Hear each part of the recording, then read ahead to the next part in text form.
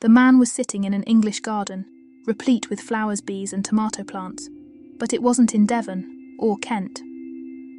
It was on top of London's Ham Yard Hotel, not 2 minutes from the insane comings and goings of Piccadilly Circus. He was an extremely handsome guy, stalwart, chiselled features, 5'11" and a solid 190, fit and trim, thick forearms, all reflexes, like a Western gunfighter. His blonde hair was cut into a high and tight, which implied a military background. His eyes were bright blue. They belonged to a fellow who could overcome challenges.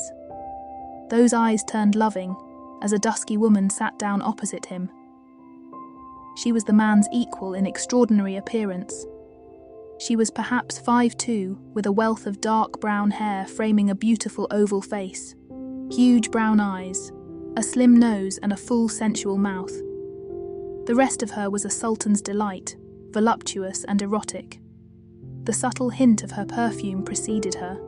It evoked images of 101 nights of carnal pleasure. Her eyes sparkled with humour and warmth. She extended both arms as she sat. It was an affectionate gesture. They held each other's hands, looking deeply into each other's eyes. Their love for each other was unmistakable. The tender scene was captured by a big dragonfly, which was hovering next to a hollyhock. Except it wasn't an insect. It was a PD-100 Black Hornet microbot. It was easy to make the mistake. The miniature drone was painted to look exactly like a dragonfly. The handler had released it from his palm as he stepped onto the terrace. The HD video was transmitted to a digital repeater in the handler's pocket. From there, it streamed to a satellite and down to an obscure little building in Beltsville, Maryland. That building housed the Special Collection Service. The Special Collection Service is a joint CIA-NSA black budget operation. It is never a good thing to be caught doing clandestine surveillance, particularly if you're in a friendly country, or even France for that matter. It tends to create hard feelings among the natives. It doesn't mean that we don't do it, it just means that we do it covertly. So, the SCS uses Mission Impossible stuff, and the Dragonfly drone and various other bird and insect bug bots are their stock in trade. I joined the Guard after I got out of the army. It seemed like a safe commitment. My wife, Pia, thought that a weekend a month and a couple of weeks a year was good for me. She told me that playing soldier made me less aggressive. She was right, of course. I am a little over-aggressive. That's why I spend so much time hitting the weights. It's a lot more constructive than hitting other people. That thought reminded me of Pia's brutal murder. The man who had seduced and killed her was in the ground too. His spinal injury made him a helpless cripple, so he killed himself. His death saddened me. I had hoped that he would live a long and excruciatingly painful life, but the snivelling coward was too weak to deal with reality. I had caused that injury. It was the least I could do for my murdered wife. After I settled that debt, I went back to lonely 10-hour days. We contract with the feds to do local sniffing. The question might be asked, why would the National Counter-Terrorism Center hire clandestine agents to watch the people of the Windy City? It's because Cook County might have more potential homegrown jihadists than a few Middle Eastern countries. Those people aren't unhappy brothers either. They are typically over-entitled, rich kids, eager to shirk adult responsibility. Most are posers. They're just doing it to impress their friends and horrify their folks. But a few are too stupid to see the big picture. They're the ones we keep an eye on. I was sipping my morning coffee when a wealth of copper curls and a gorgeous pair of green eyes peeked around the door. I heard a husky female voice say, "What kind of mood are you in, boss?" I laughed and said, "I haven't killed anybody. Yet. What can I do for you, Kelly?" My partner takes getting used to.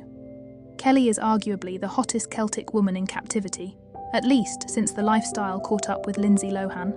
She is 5'7" and 125 pounds of gorgeous Irish female. Her bountiful hair is the colour of copper. Her huge cat eyes are deep emerald and loaded with tons of Irish mischief. Her nose is narrow and long, and her full mouth is downright lascivious. She also puts new meaning to the term brick shit house.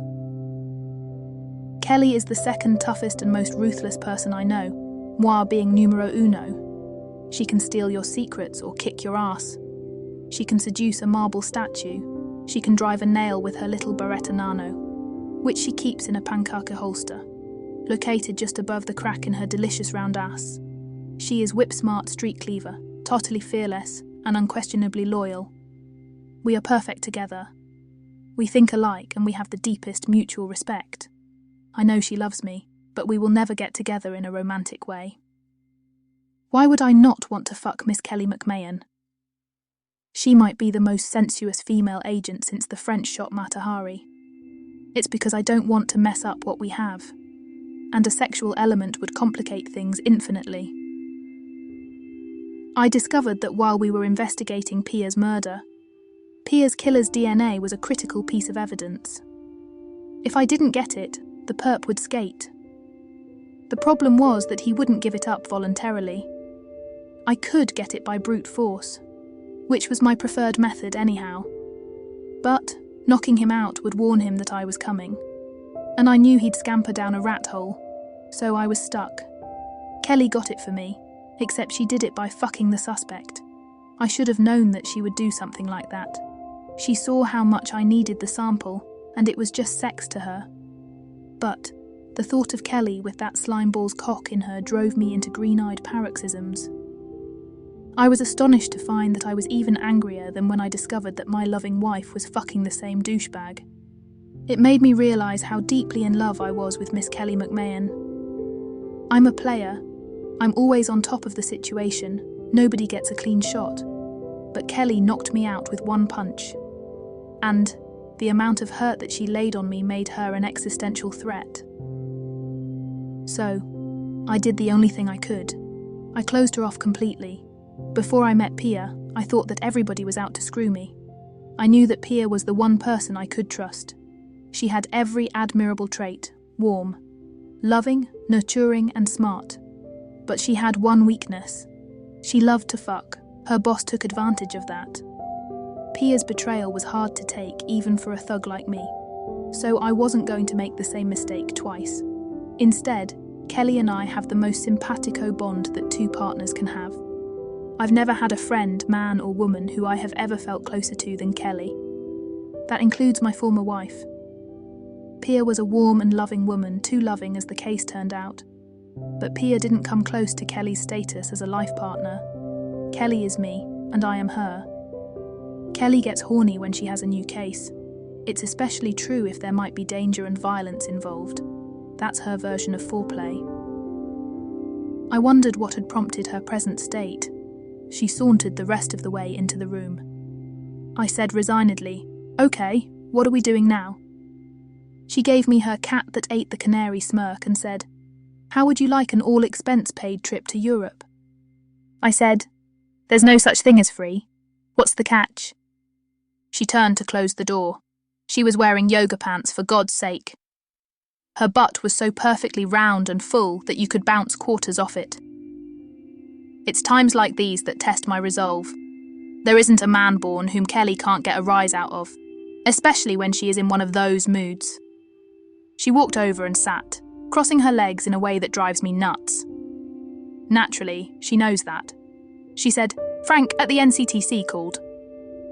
Frank was our program administrator. I said, "What does he want?" She said, "He wants us to come to DC to talk. He said it had to be there, not here." I said, "I wonder what's so red-hot pressing." Kelly got that familiar larcenous gleam in her eye. It's a look I love. She said, "I'll bet that there's a pot of gold at the end of that rainbow. I'll make the arrangements." Bill Hughes Jr. had led a privileged life. His dad, Bill Sr., owned a big Beltway consulting firm. His mother, Maddie, was a lawyer and very rich in her own right. Maddie was actually Billy's stepmom, but she was his centre of gravity and guiding star. Her wisdom and intelligence were the virtues that inspired him to excellence.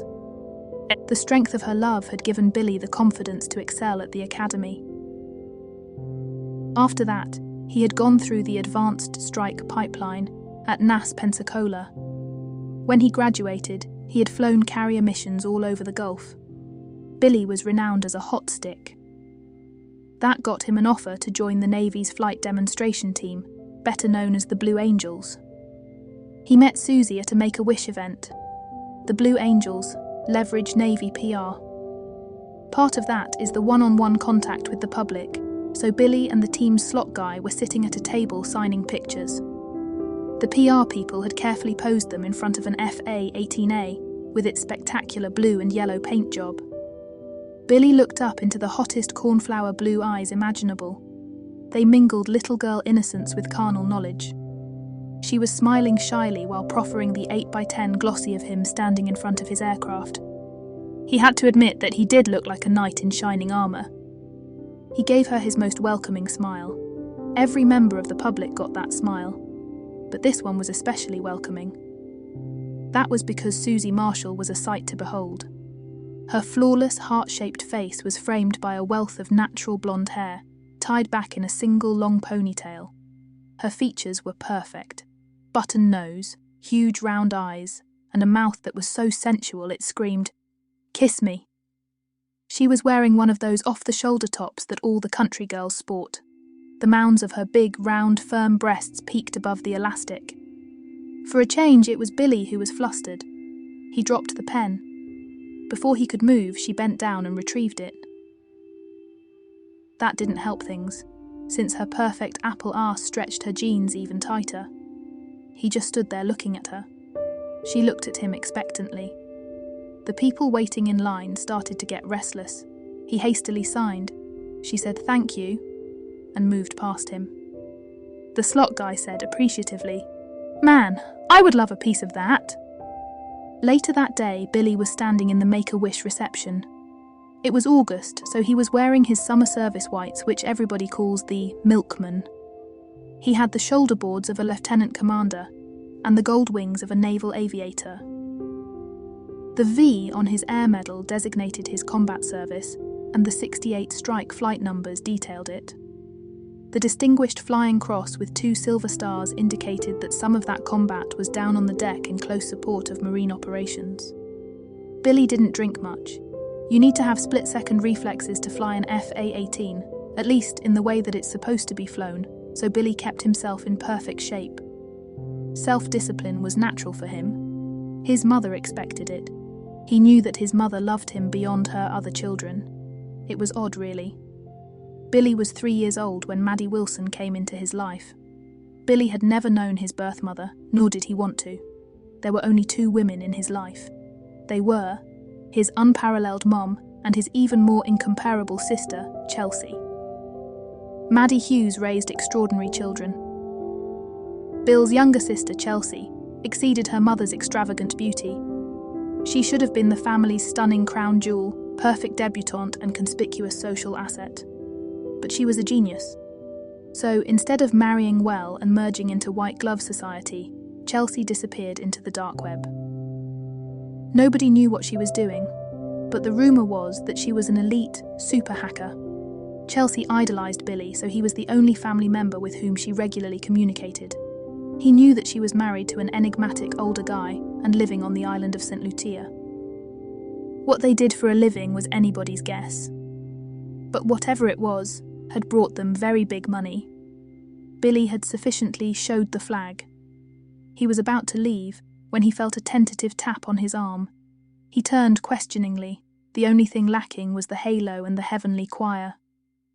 If there is such a thing as kismet, it appeared when Billy Hughes locked eyes with Miss Susie Marshall. Instead of a casual top and painted-on jeans, this version of Susie Marshall was dressed to kill. She was average height for a woman, perhaps 5'5", but the brushed gold Hervé Léger Iman dress made her look like 5 feet of shapely leg. Of course, the rest of Susie was awe-inspiring. The dress was held up by a tapered strap that left her shoulders bare, down to the big round mounds of her impressive boobs. It accentuated her long waist and amazing bubble butt. Billy was enthralled. Susie said, "I wanted to thank you again for signing the picture." The look in her eye said she wanted to do a lot more than just thank him. He stammered some sort of inane reply and stood there gaping at her beauty. There was an uncomfortable moment. She finally said, "My daddy is sponsoring this event. Would you like to meet him?" So, she was rich too. Billy nodded mute assent, and she gently took his arm and led him over to the circle of Louisville elite. She walked up to a guy who Kentucky society would have called Big Daddy. He was a large, fleshy man, much bigger than Billy. It was Derby week, so he was wearing the full Colonel Sanders, right down to the black string tie. He was holding court with a bunch of big shots. They were all drinking juleps. Susie crushed Billy's arm against one firm boob and said, "Daddy, I wanted to introduce Billy Hughes. We are close friends." That was news to Billy. It was good news, but news nonetheless. Big Daddy turned and looked at Billy, who was standing with his usual relaxed, confident attitude.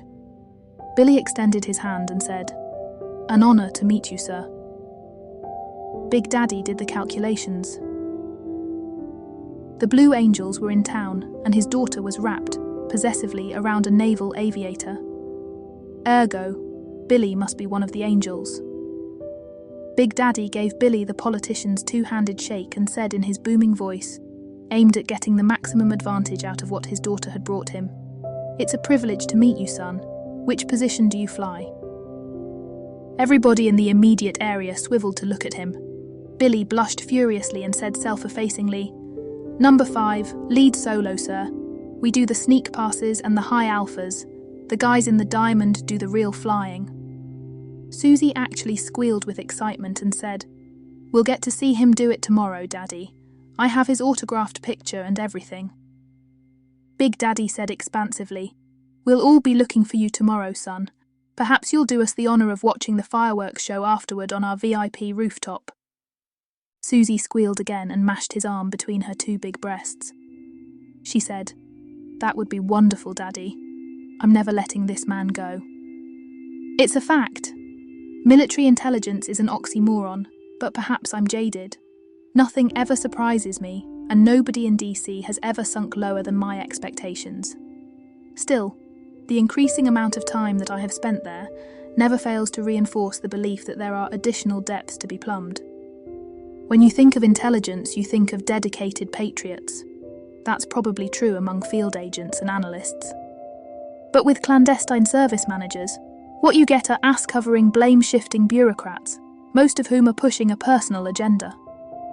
The best word to describe them is sanctimonious.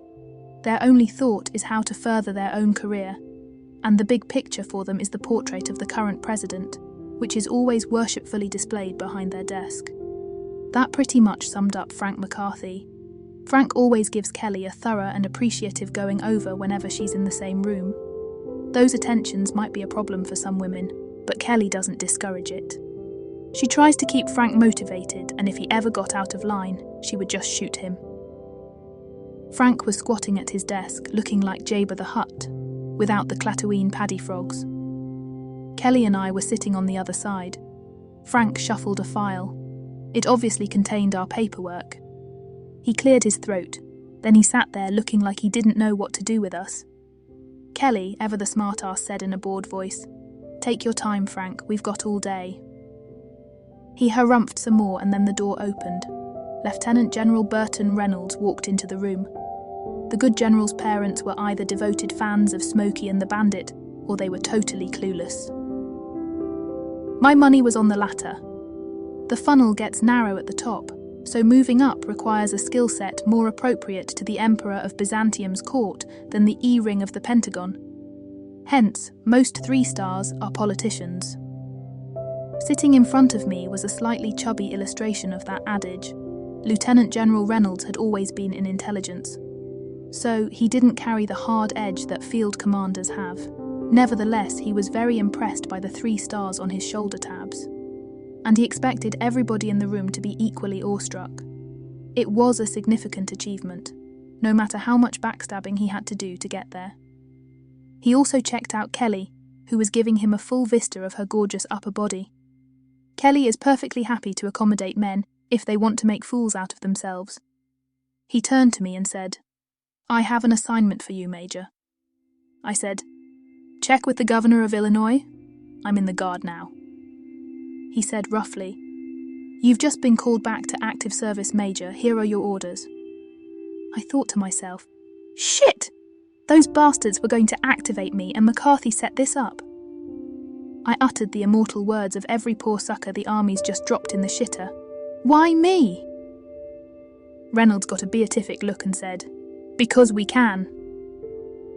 McCarthy chimed in. The general was looking for a non-entity to do some deep cover investigation. It had to be somebody we could activate, and who we had by the balls contractually. He was right. They could activate me and I was on contract. I'm tough enough to walk away, but that's another conversation. Frank got an evil grin as he said, I told him that you were a world-class smartass and a giant pain in the tuchus, but that you knew your stuff. So you're the lucky bastard who gets ass-fucked by the rigid rod of reality. I said grimly, I don't do anything without my partner. I knew Kelly would demand that I drag her into the shit with me. It was who she was. Reynolds looked like he was going to say something stupid. So, I added with menace, I'd hate to resign and let the chips fall where they may, but that's going to happen if Kelly doesn't come along. The dude could see that I wasn't kidding. He glanced scornfully at Kelly. She stared back at him, daring him to say something. The contest went on for several seconds. Finally, he sighed and said, You can include her if she passes the background check. This is a highly sensitive assignment. Then he turned to McCarthy and said, You were right, he is a pain in the arse. Billy had flown his usual capable show, showered, and changed into his whites. The Navy wanted the Angel's presence to be noted. He had driven the 15 miles to the Marshall family compound on River Drive. It had an excellent view of the Ohio. Billy had spent his entire life going to society parties, thanks to his mum. So, he could slide into a milling pack of beautiful people with ease. Nevertheless, it was hard for him to be anonymous, since he was in an all-white uniform with medals hanging all over his chest. People looked inquiringly at him as he made his way around the rooftop in search of Susie. He could hear the whispers, That's Susie Marshall's new man. All he had done was sign a picture for her. It was a little disturbing to discover that he had been promoted to boyfriend in absentia. He finally spotted Susie on the dance floor. She was dancing with a Tom Cruise look-alike. Her vibrant spirit and joie de vivre filled the room. She was in the standard little black dress, but the woman inside that dress was spectacular. Her thick mane of blonde hair hung down to her shoulder blades.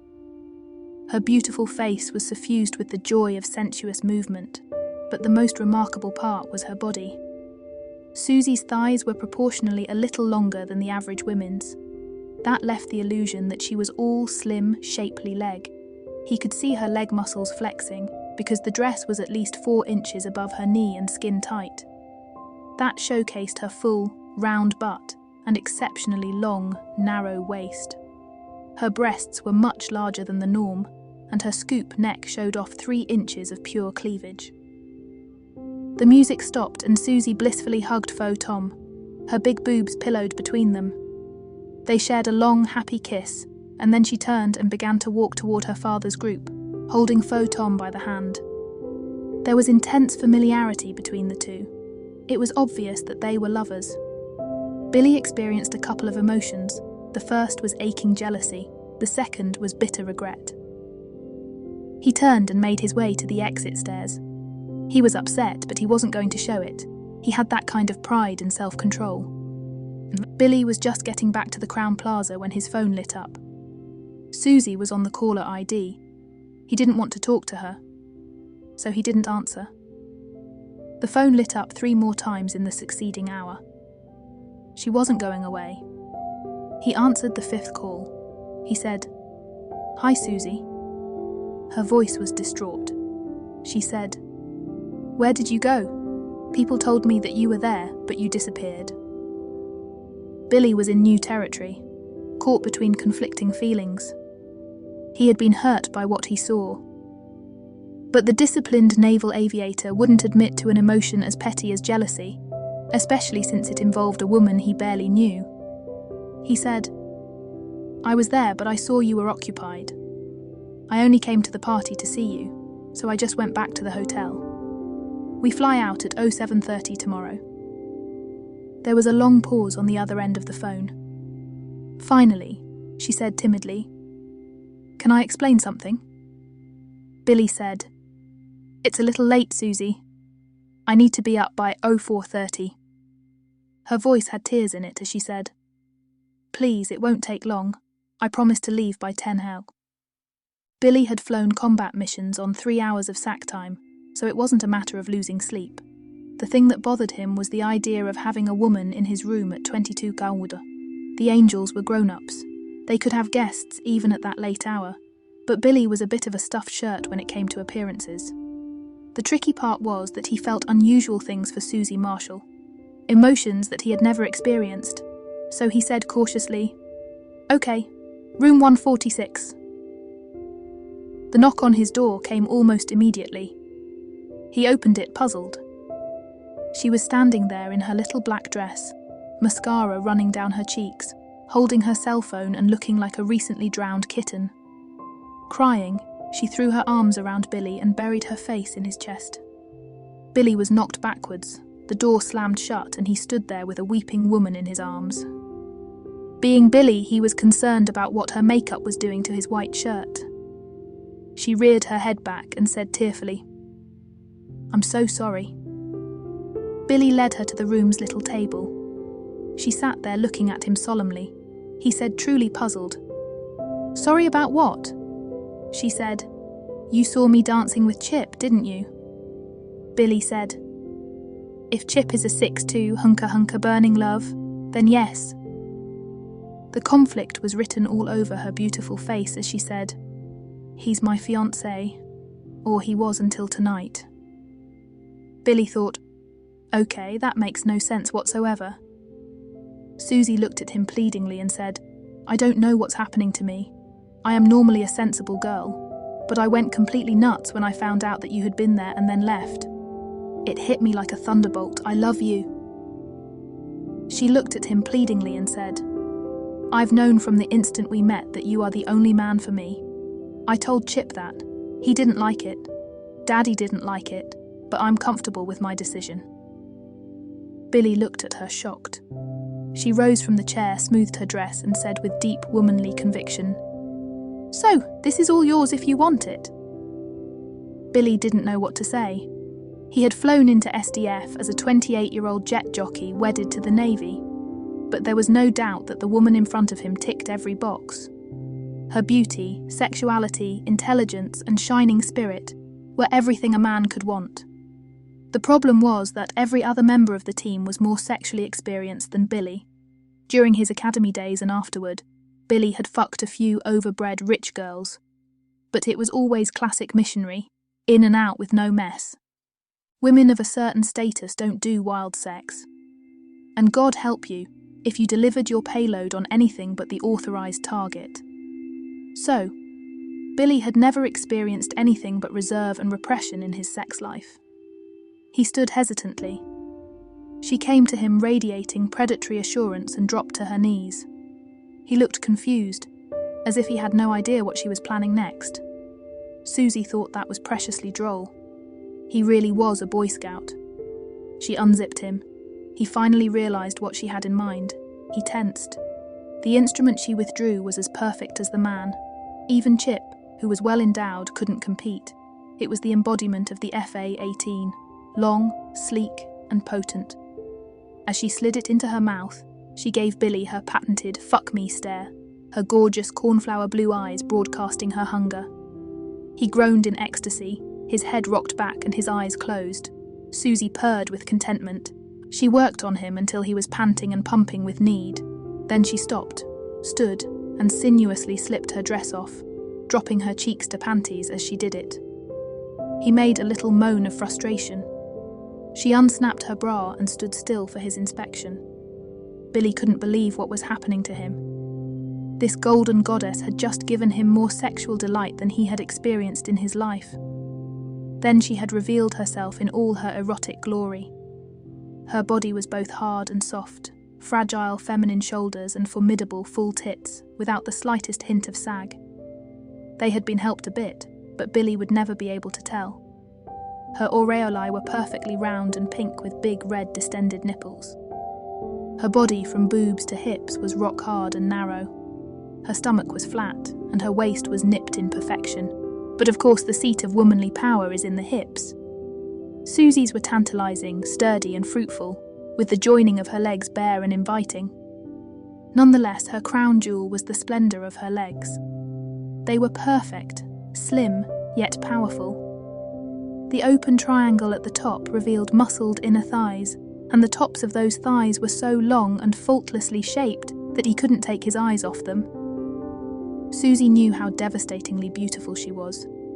Men prior to Billy had also just stood there gaping at her, so sometimes they needed a jump start. She took things into her own hands. She smiled alluringly, walked over to Billy and began to unbutton his shirt. He got the hint. Soon, he was as naked as she was. Bill's body was chiselled perfection. Chip was several inches taller, but there was no way he could exude Billy's erotic energy. Chip was a businessman, 10 years older and soft from too many power lunches. Billy's shoulders and chest were the ideal male build. Insanely strong, but not intimidating. Nicely furry, but not a pelt. His pecs and deltoids were big and well-defined from hauling stick in a 3G environment. His legs were the marble pillars of a Greek god, but it was the precision of his movement, every motion controlled and exact, that drove her into a sexual frenzy. She yanked him forward and they fell on the bed together. Susie normally liked a little oral stimulation, just to get the juices flowing, so to speak, but in this case, she was so excited that she was dripping. She was still making all the moves, but he was following along nicely. She elevated her legs and pulled him into her. That hot thing slid up her passage. It filled her to perfection and she lost all control. She groaned, a lingering cry of sexual duress, her hips elevated to take him to the hilt. She wrapped her long, slim legs around his waist as he began to pound her. She howled her pleasure to the surrounding walls. Billy had never experienced a woman like Susie. He had several girlfriends in his high school and academy days.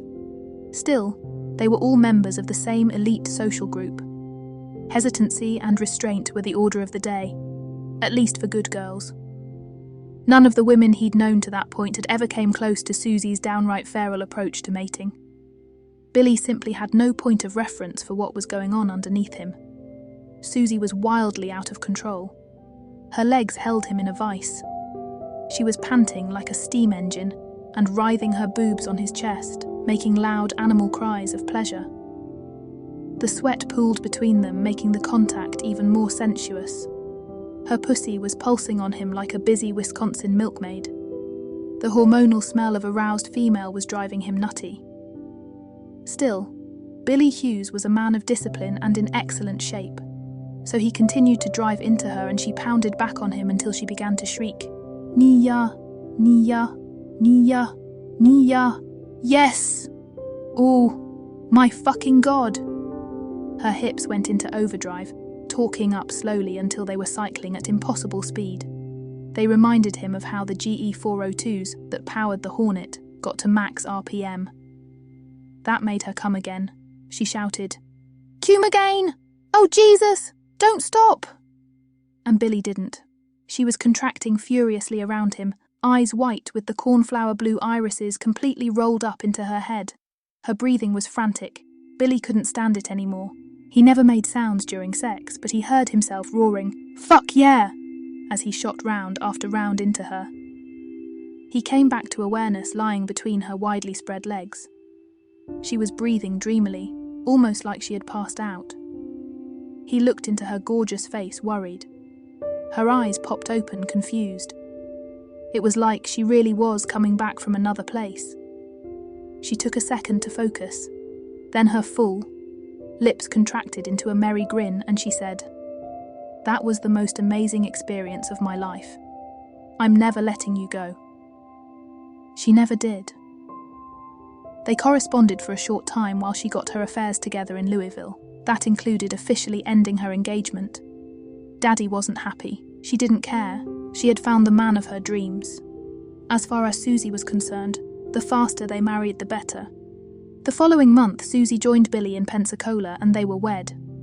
Both should have been a little leery of the radically short time of the courtship.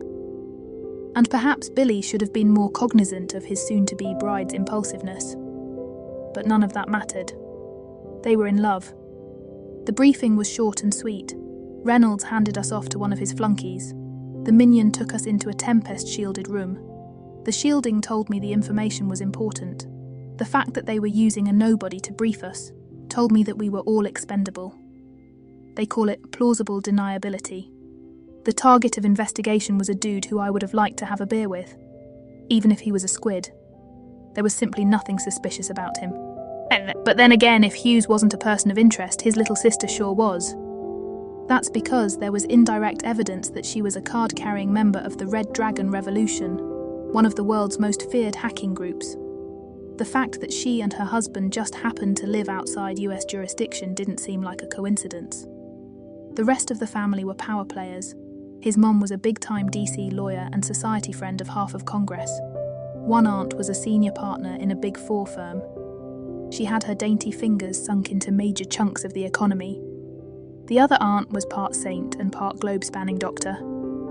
I finally stopped the nerd who was doing the briefing and said, "So far you've shown me nothing. There might be a potential black sheep, but this guy is a hero. Why the fuck would you waste the taxpayers' money on something as flimsy as this?" The nerd said, "There's a lot more to show you." He then proceeded to outline the background of the Esfahan family. The daughter, Samreen, was Hughes's current object of lust. I didn't blame him. If I wasn't carrying on a frustratingly platonic lifetime affair with Miss Kelly McMahon, I would definitely do Samreen Esfahan. She was sex on an exotic Persian stick, as hot as the Dasht-e Kavir, the Great Salt Desert of Iran. On the surface, she seemed perfectly innocent.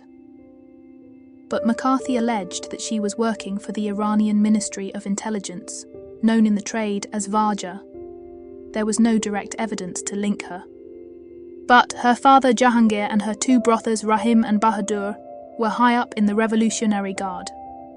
Plus, her mother had been an operative with the old Vivak, so it ran in the family. The surveillance that had started the ball rolling was through London's network of street cameras. Hughes was important enough to justify keeping an eye on. It was handed to a CIA case officer when it became apparent that he and Miss Esfahan were more than casual acquaintances. Our job was to confirm whether Commander Hughes was an appropriate candidate for a CIA headbag. So why use a couple of Windy City gumshoes? The action was in London, not Chicago. The answer was obvious. They needed easily disposable cover, and we were available. If you're the government, you can't just outright screw over one of your citizens. You'd have to surrender the moral high ground if you did that. So instead, you pretend to do a thorough investigation. Then an analyst interprets the findings. Then, you do whatever the fuck you wanted to do to him in the first place. The CIA Directorate of Operations had been burned by Ames, Hansen and Snowden. So, they planned to make an example out of Hughes. That's the way it works. It's all in the optics and carefully planned misdirection. How did I know that? Because I had done that shit for years, first as a military cop and then as an analyst. So I knew that Hughes had gotten crosswise with somebody powerful, and that somebody was fitting him for a gold-plated frame. The only real mystery was, why Hughes? That question would make for a worthwhile puzzle to sort out. After his tour with the Angels, Billy was assigned to VT-21 at NAS Kingsville. He was an instructor pilot. He was flying T-45 Goshawks instead of FA-18s. But he found to his absolute delight that he loved taking eager trainees on the long journey from novice to naval aviator. Meanwhile, Susie was the leading light of base society. She was the star of every social event. Billy was proud of his beautiful wife, and she was delighted to be married to the base's star instructor. Billy's Annapolis credentials and his time with the Engels were marks of distinction. However, there was one exception to the universal respect. That was Captain Dirk Bennett. Bennett was Billy's commanding officer and the son of Admiral Lindsay Bennett. Admiral Bennett might be a member of the Joint Chiefs, but his son would get boiling mad if anybody implied that his rapid advancement had anything to do with nepotism.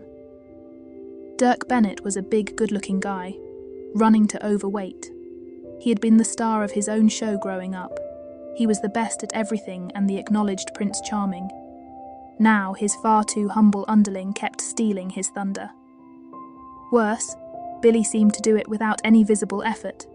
He was just a great pilot and a natural leader. Bennett's own flying career had been less than stellar. At 6'4" and 230, Bennett was too big to qualify for anything but the propeller pipeline. So, he had flown the P-3 Orion. There was nothing wrong with submarine hunting. In fact, it was an essential cog in the defence of the nation. But spending a career putt-putting along at 400 knots made Bennett hate the jet jockeys. Now he had the most righteous of them all under his command. Dirk Bennett saw everything Billy did as a conscious effort to hog the hero worship that should rightfully have been his, and he resented it.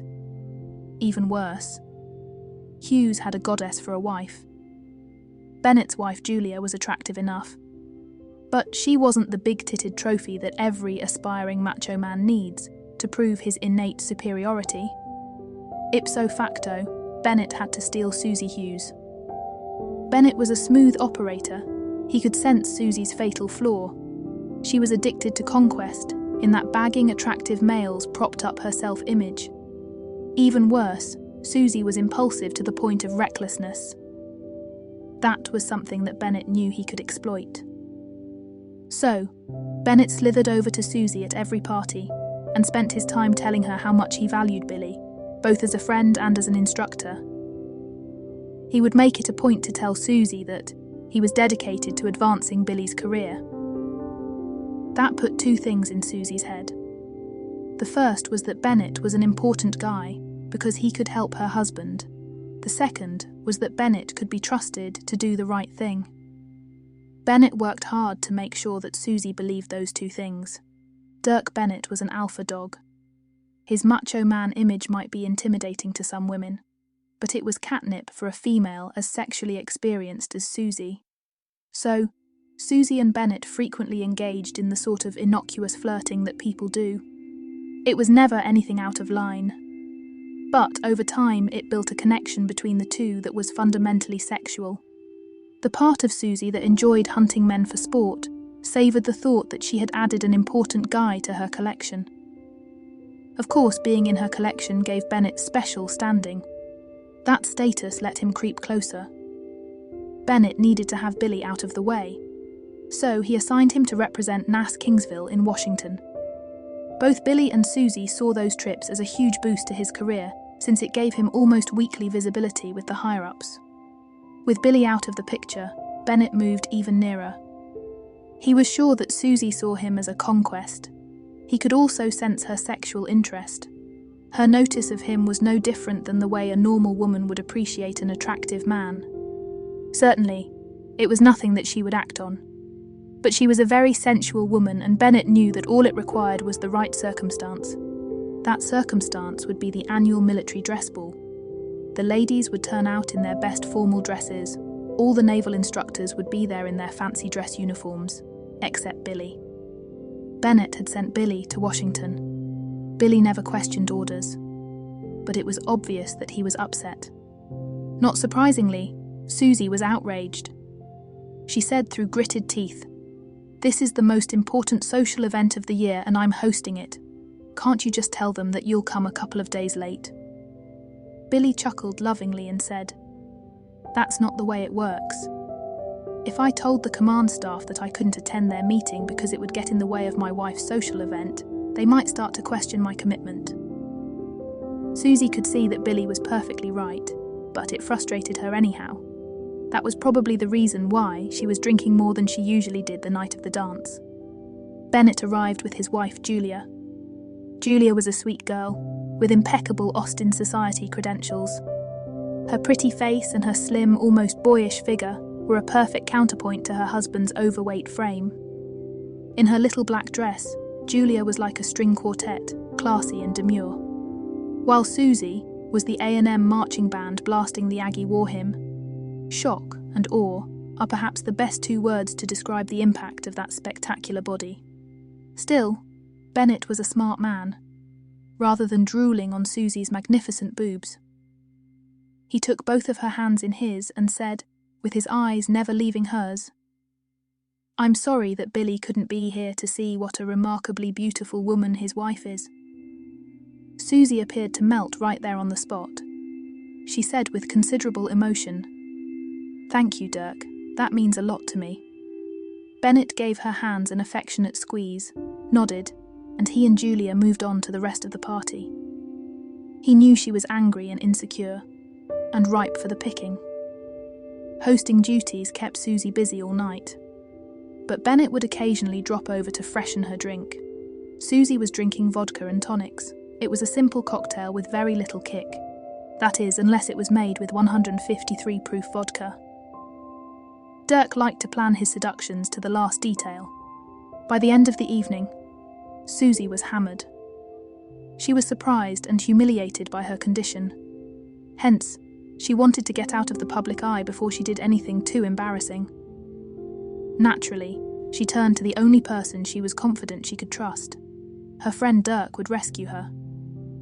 Dirk, being the kindly predator that he was, gallantly offered to drive her home. He could have taken his wife Julia with him, but what would be the fun in that?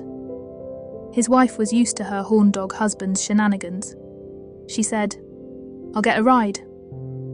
By the time they reached her house, Susie was lolling against the door of Bennett's Escalade. She had slid down in the expensive leather seat, forcing the dress up to her butt. Her gorgeous legs were spread immodestly wide. Her black thong panties were on delectable display. Dirk parked down the street. It wouldn't do to leave his car in front of the Hughes' house. He helped his drunken victim out of the car. She immediately fell to her hands and knees and yacked all over the lawn. Her dress was above her waist now, and Bennett admired the smooth round curves of her beautiful ass. This was going to be delightful. Bennett helped Susie to her feet.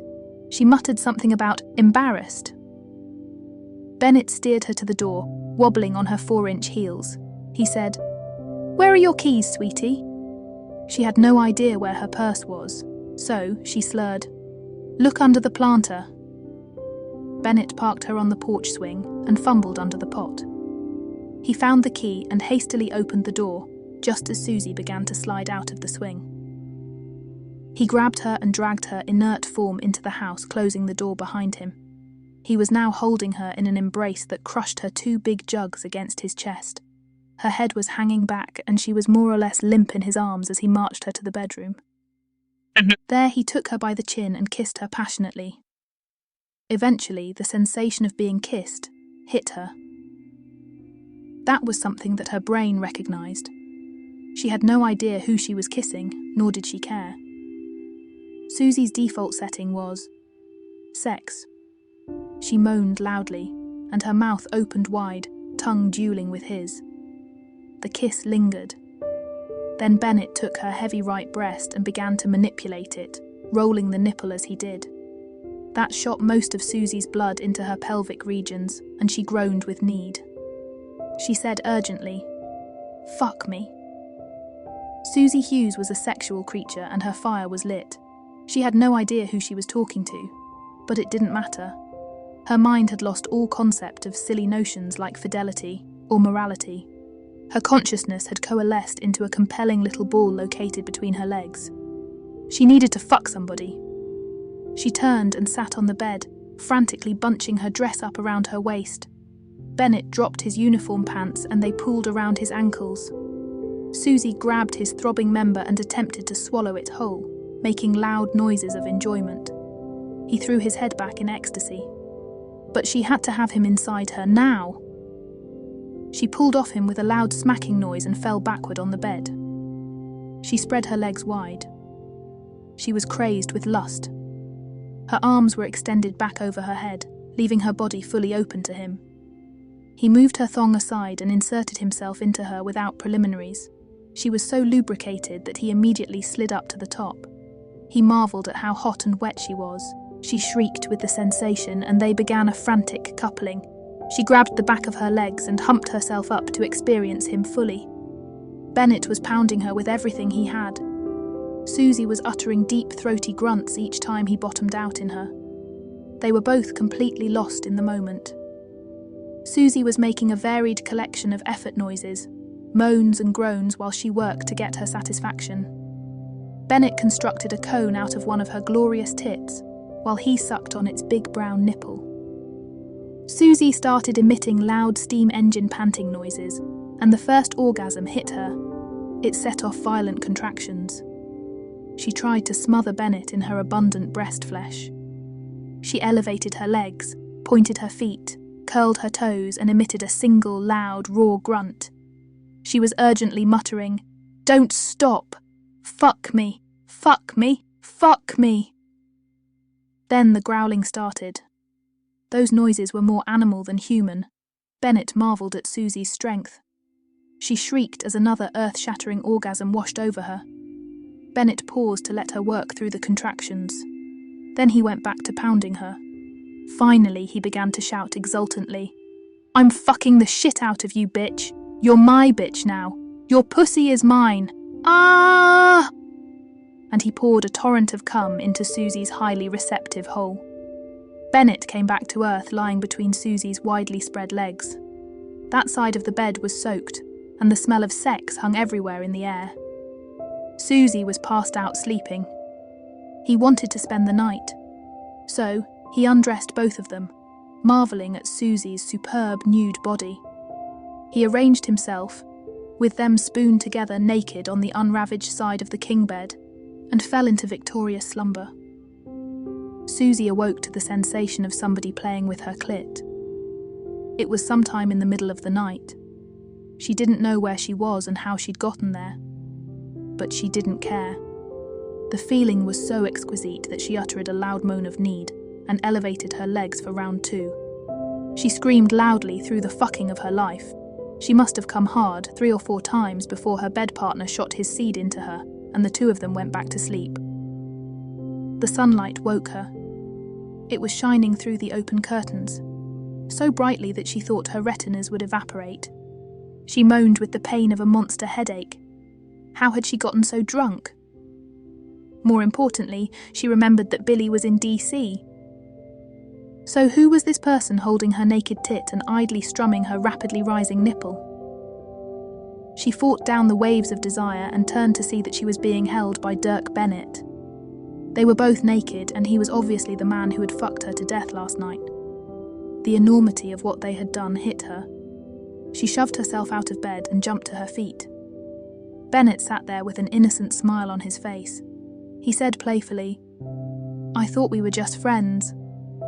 I didn't know we were a lot more than that." This was the tricky part. He had to convince her that this was all her idea. Susie wailed, "Oh my God! How could we have done this? We're both married." Bennett said gently, "You came on to me pretty hard last night. I had to get you out of there before anybody else noticed. I'm just glad we made it back to your house before I gave in to you." Then he looked at her contritely and said, "But you are so beautiful that you are impossible to resist." That was such a blatant lie that Bennett was afraid his nose would grow at a faster rate than his other appendage. Susie fell for it. That was because, in her not-so-humble opinion, she was irresistible. She must have been so angry at Billy that she decided to fuck his best friend. Or maybe Bennett was her best friend. She was so confused. She said contritely, "I'm so sorry, Dirk. I don't know how I got so out of control. It will never happen again." Bennett gave her a patently insincere smile. He had to make her believe that what they had done was nothing and that she could trust him to be discreet. He said, "No harm, baby. Nobody but the two of us knows about it, and we can keep this between ourselves as friends." This was the critical moment. He would know that Susie had bought into the lie if she let that statement pass without challenging it. He added, "But I have to admit that was the most incredible sex of my life." Bennett was intentionally leading her in the wrong direction by stroking her ego. He was counting on the fact that men had always told Susie that she was a great fuck, so she would feel powerful instead of remorseful. She wouldn't be able to see the truth. Bennett patted the side of the bed and said, "I still have some time. Let's try this again when you're sober. I just know that you can rock my world." This was the moment of truth. If she said yes, then he knew that he had her. If she said no, then he would walk away. Susie hesitated for one fateful moment. She had the impression that Bennett was questioning her sexual prowess. She knew she was the best, and she was always ready to prove it. That was exactly what Bennett wanted Susie to think, and it worked. Susie was a dripping £125 bundle of money love. She had no inhibitions. It never occurred to her to say no to herself. What would be the point? If it felt good, she knew she would eventually do it. That had been her history from day one. And last night had been one intense orgasm after another. She was also practiced at finding excuses for her behaviour. She could justify this betrayal under the heading of, nobody would be the wiser, so nobody would ever get hurt. It was a rationalisation. She knew that, but it really didn't matter. She wanted it. So it was game on at the Hughes household. They fucked twice before Bennett went home to his family. Billy seemed to be in DC more than usual. He hated being away from Susie. But he was also a team player. So he would drag his butt from Kingsville over to Corpus Christi and take the 2 hops to DC. His meetings were just routine updates, and he should have been able to get them over and fly back in a day.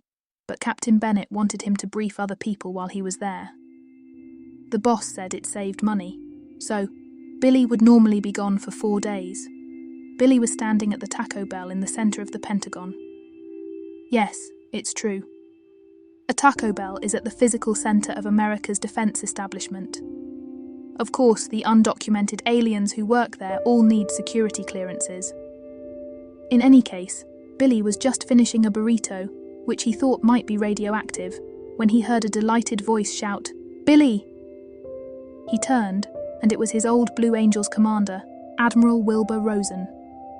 Rosen was an 07 now, 1-star Vice Admiral on the Navarre staff. Rosen said, delighted, "What brings you to DC? I thought you were the main guy at Kingsville." Billy said, "Well, I don't know about that, but I am at Kingsville. I'm their liaison officer to the Pentagon, so I'm here a lot. In fact, I have to get on a commercial flight back to Kingsville early tomorrow." Rosen looked like a light bulb went on in his head. He said, "Why fly commercial? I think we can help each other out." It turned out that Rosen had a problem. He had a Goshawk that had to be delivered as a replacement to NIAS Kingsville, but he didn't have a pilot handy, and Billy needed a ride home. So he arranged for Billy to pick up the Goshawk at Nas-Patuxent and fly it from Pax River to Kingsville. Billy was overjoyed. It meant he would be able to fly himself home. He never missed a chance to get in the air. It also meant he would be home that night, rather than the following evening. The Goshawk turned the grueling 5-hour flight into a delightful 2.5-hour hop, including a refueling stop in Memphis. The only problem was that Billy had left his car at the Corpus Christi airport. So, he had to cab over to Corpus Christi after he debriefed the delivery in Kingsville. It took a couple of hours to get back. Thus, it was close to 3 a.m. when he slipped quietly in the door of his house. Billy was always a considerate guy. He didn't want to wake Susie at that ungodly hour. So, he bedded down in the guest room. Truth be told, he was enjoying the joke. He chortled at the shock that Susie would get when she awoke to find him making breakfast. He had no concept how profoundly shocked Susie was going to be. The sound of his wife screaming blasted him out of sleep. Billy always woke like a cat, instantly aware of his surroundings. It was an odd trait. The only other person with that gift was his stepmom. Concerned, Billy jumped out of bed and hustled up the stairs to the master bedroom. The sight that greeted him ended his world. Susie was lying on her back, naked, her legs spread wide and elevated into the classic female fucking position. Dirk Bennett was lying between them, his hairy ass pulsing as he came. Susie was crooning, "Yes! Give it to me, baby! Give it all to me!" Bennett was shouting, "Ah! Fuck yes!" Billy was a Navy pilot. He was trained to react quickly and decisively. He instinctively knew that he would need hard evidence. So he grabbed the cell phone out of his jeans pocket and began to record. He would deal with the heartbreak later. Bennett collapsed, spent. Susie was frantically sucking the sweat off his left shoulder, still processing her orgasm. That was when she saw Billy. It took her a second to comprehend what she was seeing, because she was still experiencing contractions. Her eyes went wide and she shrieked, "Oh no! Billy!" She struggled to get Bennett out of her. It took Bennett a few seconds to realise that something bad was happening. He whipped around to find Billy holding a cell phone. Bennett knew that his career was over if that recording ever saw the light of day. So he jumped out of bed, roaring, "Give that to me!" Then he rushed toward Billy and tried to grab the phone. Billy calmly ducked under his reach, still recording. He said, "Sorry, Dirk, but I'm going to need this for your Article 134 hearing." Bennett yelled, "Ah!" It was the same sound he had made a minute earlier when he came in Billy's wife, but this time it was out of fear and frustration. Bennett swung a roundhouse right. The blow landed mostly on Billy's shoulder. It also partly connected with the side of his head. Billy staggered across the room and landed butt first in the doorway, still holding the phone unwaveringly on target. Bennett was desperate now. He rushed at Billy. Billy jumped to his feet and nimbly dodged aside. Then, using Bennett's own momentum, Billy shoved him hard. Bennett went straight across the hallway and into the opposite wall. His head bounced off the wall, he wobbled and fell down the stairs. There was a lot of crashing and then silence. Billy thought, "God, I hope I didn't kill him." Billy continued out into the hallway, still recording. He saw Bennett lying at the bottom of the stairs moaning. He looked like he dislocated his left shoulder. It was the one Susie had just been licking. Billy shut down the recording. Then he dialed 911. His next act was to send a copy of the evidence to the cloud. That was just Billy being practical and cool-headed. He always crossed every T. That was what his mother had taught him. Then he turned to confront his treacherous wife. She was lying face down on the bed, crying and pounding the mattress in her grief and agony. Billy was not an automaton. It was just that he was trained to handle stress with calm determination.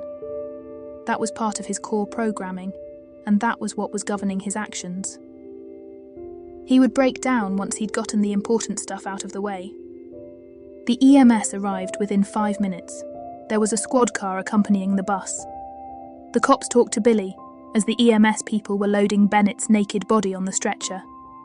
The cops didn't miss Bennett's state of undress. The female first responder draped a blanket over Bennett as they wheeled him out.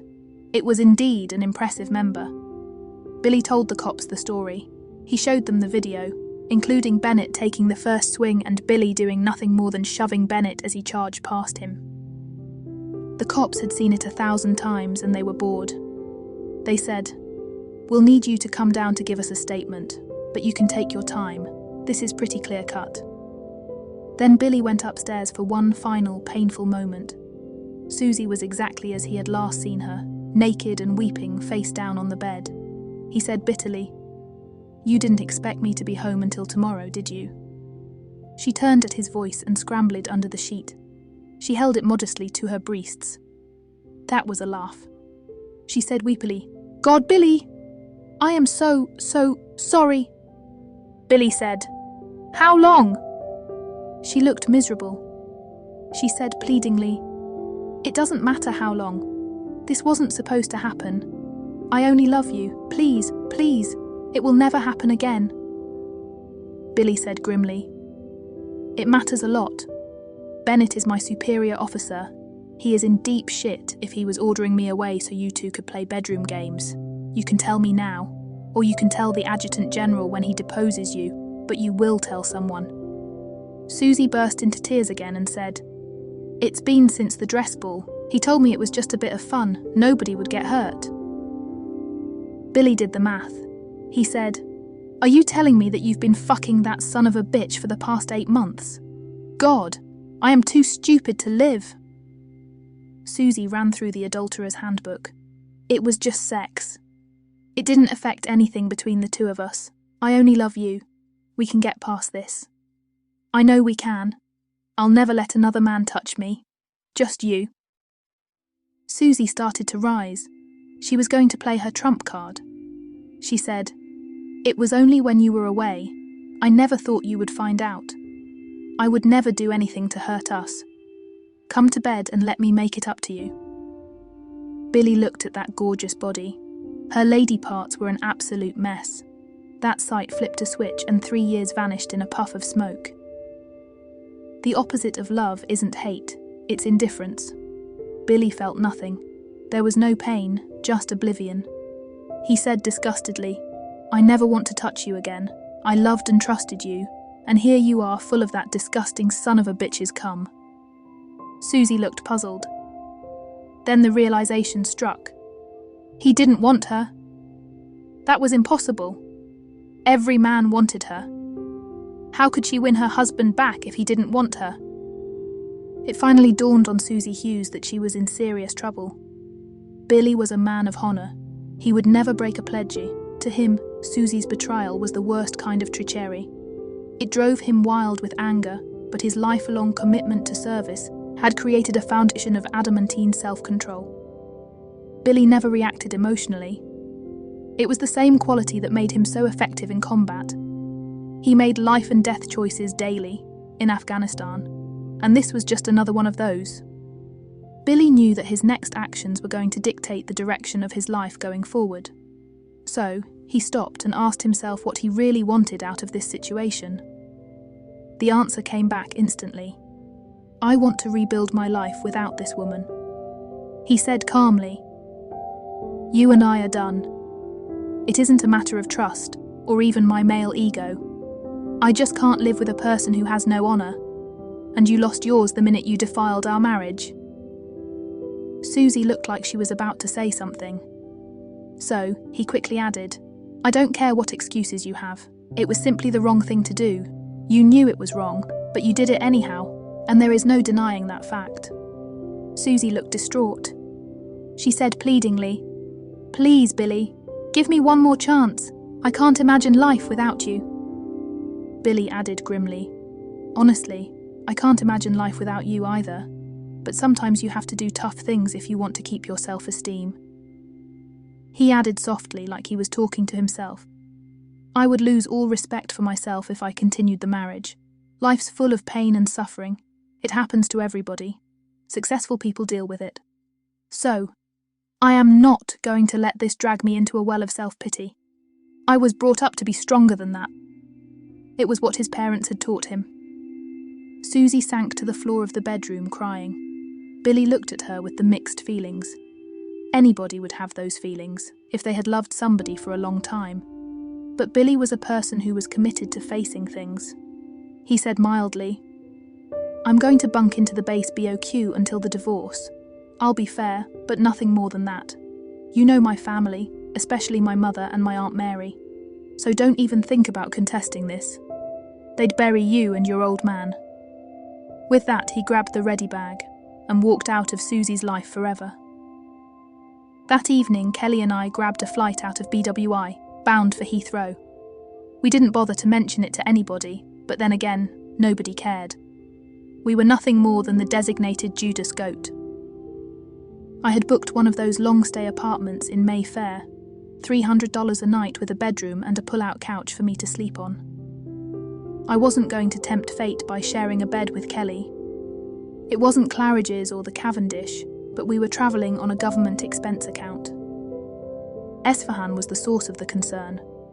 So the next day I trudged up Bruton Street in a soaking rain looking for her office. I was expecting something Victorian. After all, she was a Cambridge PhD and it was off Berkeley Square. But her address was a modern building. It was raining hard. So I loitered in a doorway across the street. Finally, she dashed out her building's door and rushed off toward a pub up the street. I waited a serviceable period and joined the party. It was still raining. So, I had my collar up and my hat pulled low, thank God. Esfahan and Hughes were sitting right next to the entrance. I was pleased to find the two subjects together. It made the blue bugging ever so much easier. I needed them within 30 feet to drop a little piece of malware on their phones via their Bluetooth ports. Of course, that's strictly illegal, but my only interest is results, so I don't care about legal. Laws are just the point of reference to colour outside of. Esfahan was in discoverable mode. So, she was wide open. The fact that she was walking around with her whole life exposed indicated that Miss Esfahan was probably not a threat to national security. But we had to prove it. Hughes was a bit more difficult. His phone wasn't discoverable, so I used a blue sniffer to access his 2.4 GHz port. Then I dropped the same malware shell on him. It was the one I had just laid on his girlfriend. That exploit was all taking place in their pockets, as they enjoyed finger sandwiches and white wine. I got up and made my way back out into the rain, making sure that they didn't see my face. Now, we could monitor and record their conversations, calls, and even use their phone's camera feature. We monitored Hughes and Esfahan for a solid month. It was clear that they were two people in love, nothing more.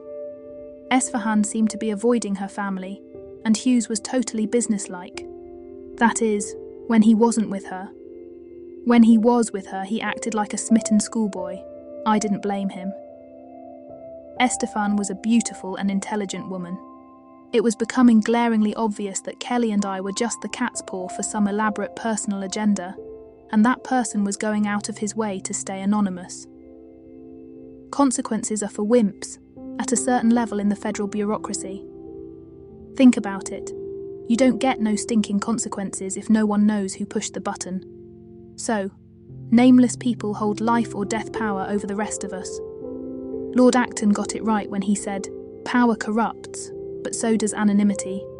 The bureaucracy is incredibly powerful and confusingly intricate.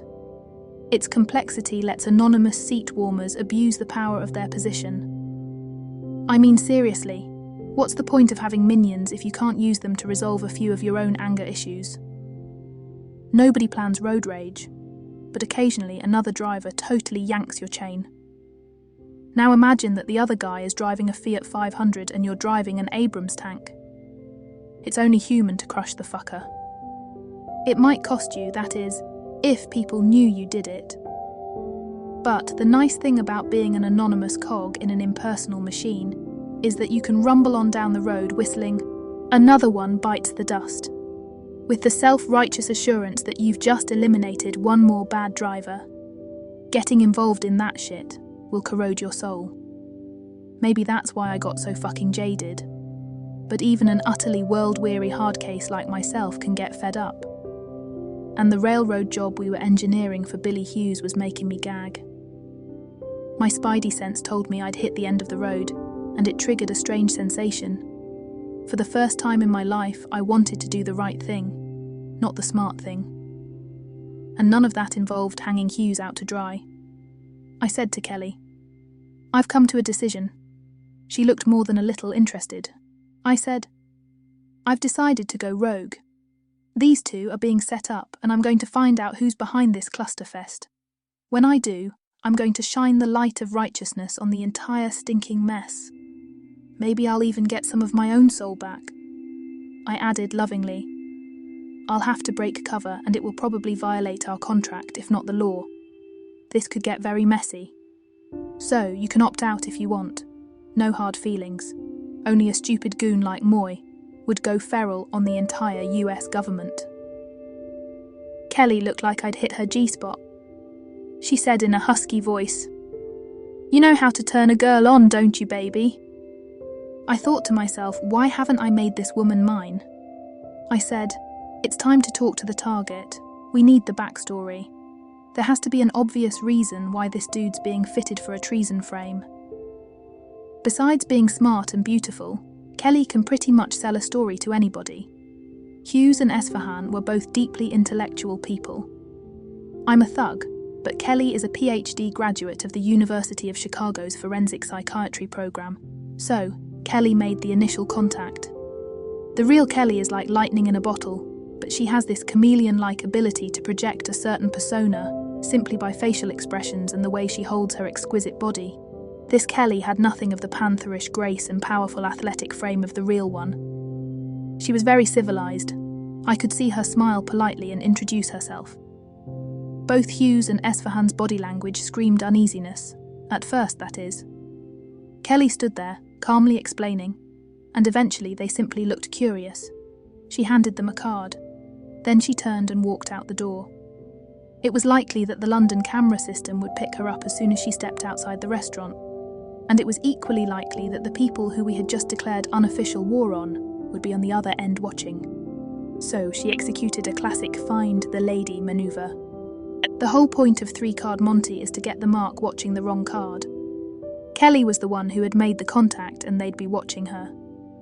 So Kelly exited first. I came out a few minutes later, because I was the money card. Kelly used 4 different underground stations and 2 different underground lines to get back to our flat. I was sure that they were burning up their camera bandwidth trying to follow her. Then she proceeded to kick back for a nice relaxing evening at home, a job well done. In the meantime, I had slipped through Berkeley Square and then up Bruton Lane to the Coach and Horses, which was where I had first observed Hughes and Esfahan. Finally, I circled back down Bruton Street. I was waiting for the loving couple outside Dr. Esfahan's office. Hughes and Esfahan came up the street and into the building holding hands. It was cute. I stepped out of the shadows. I could tell from their body language that they didn't want anything to do with me. I didn't blame them. At 5'11" and 240 pounds, I resemble a gorilla. I said as politely as I could, "Dr. Esfahan, Commander Hughes? We need to talk." Hughes said, "Your associate told us that you had something important to discuss." Then he smiled engagingly and said, "She said that you were harmless, even though you looked like the missing link." I said with a smile, "Just think of me as a big teddy bear. I know I'm built like one." They laughed and the ice was broken. I said apprehensively, "We can't stand outside like this." I gestured toward the traffic camera up the block. Dr. Esfahan said in a low-cultured voice, "Please come up to my office." I knew from the bugs that she could make her Oxbridge accent sound like a proposition to get naked. She was one very hot woman. Once we were neatly ensconced and far away from prying eyes, I looked directly at Hughes and said, "I know that this is sudden and unexpected, and I also know that you are going to have a hard time believing me, but Kelly and I were assigned by the Pentagon to set you up for treason." I added, trying to convey the importance of what I was about to say, "It looks like you are being put in the frame by somebody you know." Hughes was surprisingly calm, just a simple tightening of his jaw muscles. I thought, "Good man." I added, "I don't know why, and I don't know who's behind it. But Kelly and I are here to help you. Maybe we can get to the bottom of this, working together." I said earnestly, "Is there anybody you know in the government who would like to see you in an orange jumpsuit in ADX Florence?" I expected him to act puzzled or outraged, maybe even frightened, since a federal supermax is a scary proposition. Instead, he calmly said, "I can think of one person who might want that to happen." He told me a classic story of betrayal. I've been an army cop and private eye for almost 25 years, and I've seen thousands of them. Wife gets hooked up with some slick operator and ends up getting discovered. That's because sooner or later people who hook up always get discovered. Except this time, the whore in question was fucking Hughes's commanding officer, and Hughes had the evidence to prove it. Even worse, the commanding officer had been abusing his position to get Hughes out of the way. So, 1 UCMJ Article 134 court-martial later, the fucker in question found himself busted down from captain to lieutenant commander, 1 rank below Hughes. Then he was handed an other than honourable discharge, which is the kiss of death for future career opportunities, except perhaps in the janitorial trade. That would be the case with this dude. Except his father was a joint chief, so Daddy parked his little boy with a contractor for considerations of future love. That's the normal back-scratching boogie among the bandits of the Beltway. That put at least 2 people on the suspect list, the son and the dad, but apparently there was a third. The whore Hughes had been married to was given a very unfriendly divorce and shipped back to her daddy in tears. Her daddy was a player in the Kentucky delegation, and he didn't appreciate his little girl being returned as damaged goods. So, there might also be involvement with the folks on the hill. Accordingly, it was probably safe to assume that Hughes was in deep shit with a number of very powerful folks. I said, "Before we can start investigating, we need background information, and frankly, I don't know how to get it." Esfahan said in a disheartened tone of voice, "It will kill me, but maybe we should go our separate ways, my love. I don't want to get you in trouble with your government." I looked at her bluntly and said, "Don't give up that easily, my little friend. You're collateral damage right now. But the Brits would ship you back to Iran if things turned out the way they are designed to go." Then I added, perhaps a bit too gruffly, "Are you a Vaja sleeper agent? They know who your father and brothers are, and we also know who your mother worked for. That's the story that the people spinning this little fairy tale are pushing." Esfahan looked terrified. Her face is so stunning, and her eyes are so intelligent, that you quickly lose track of the fact that, beneath all that beauty, she is just a normal person. Kelly is the one exception to that rule. She's gorgeous, and she is always dangerous. Esfahan looked like she was about to explode. She said angrily, "My family is Shia and followers of Aga Tehrani." That statement meant they were indeed hardcore fundamentalists. She added, "But I have no religion except humanism. I would never do a cruel thing to anybody, for any reason. Because of that, I have been alienated from my family since I matriculated Cambridge. What they believe doesn't make sense to me. It's cold-hearted. I'm a healer, not a fanatic." There was nothing rehearsed or dishonest in the way she said it. I learned a long time ago to trust my gut, and this woman was simply not a threat. What we saw was exactly what we were getting. Hughes said, "The background information you need is no doubt all locked down under a classified heading. There is only one person I know who can get that, and that's my sister." I knew about the sister. I said, "You mean the one who's with the Red Dragon Revolution?" Hughes chuckled and said with brotherly pride, "Chelsea is the Red Dragon Revolution, it's just her." I said incredulously, "Do you mean that one of the most powerful hacking groups on the dark web is nothing more than one woman?" He smiled and said, "If it involves a computer, Chelsea will find it for you." 5 days later, Kelly and I got off a 16-hour flight to the tropical island of Martinique. We had reported to McCarthy that all was quiet in London. However, we had dug up some secret bank accounts in that Caribbean nation, and we were going there to check them out. It was actually a head fake.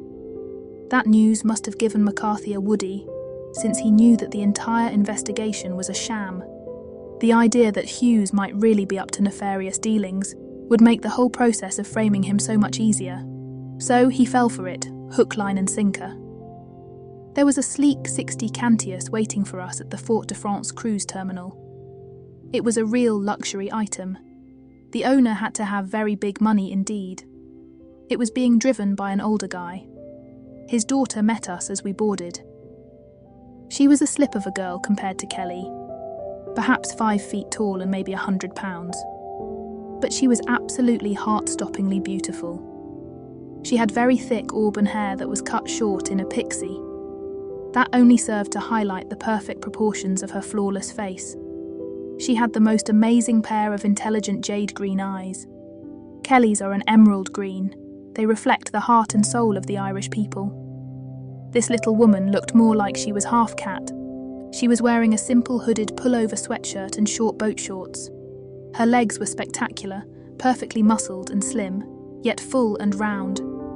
She had a bubble butt to rival Kelly's. With a superb body like that, you would expect her to radiate sexuality, but this woman came off dangerously competent and very tightly controlled. She gave me an appraising look. It was disturbingly direct. This little woman clearly operated on a different plane than the rest of us humans. I had seen that same look before, so I said, "You must be Billy's sister Chelsea." Chelsea Hughes Meissner was an odd amalgam of incomparable intelligence and focused, almost laser-like intensity. She was one of the most intimidating people I have ever met. She said, "Yes, I'm Chelsea, and this is my husband, Tom." So, he was the husband, not the dad? I understood. You'd have to be very secure yourself to coexist with a woman like Chelsea.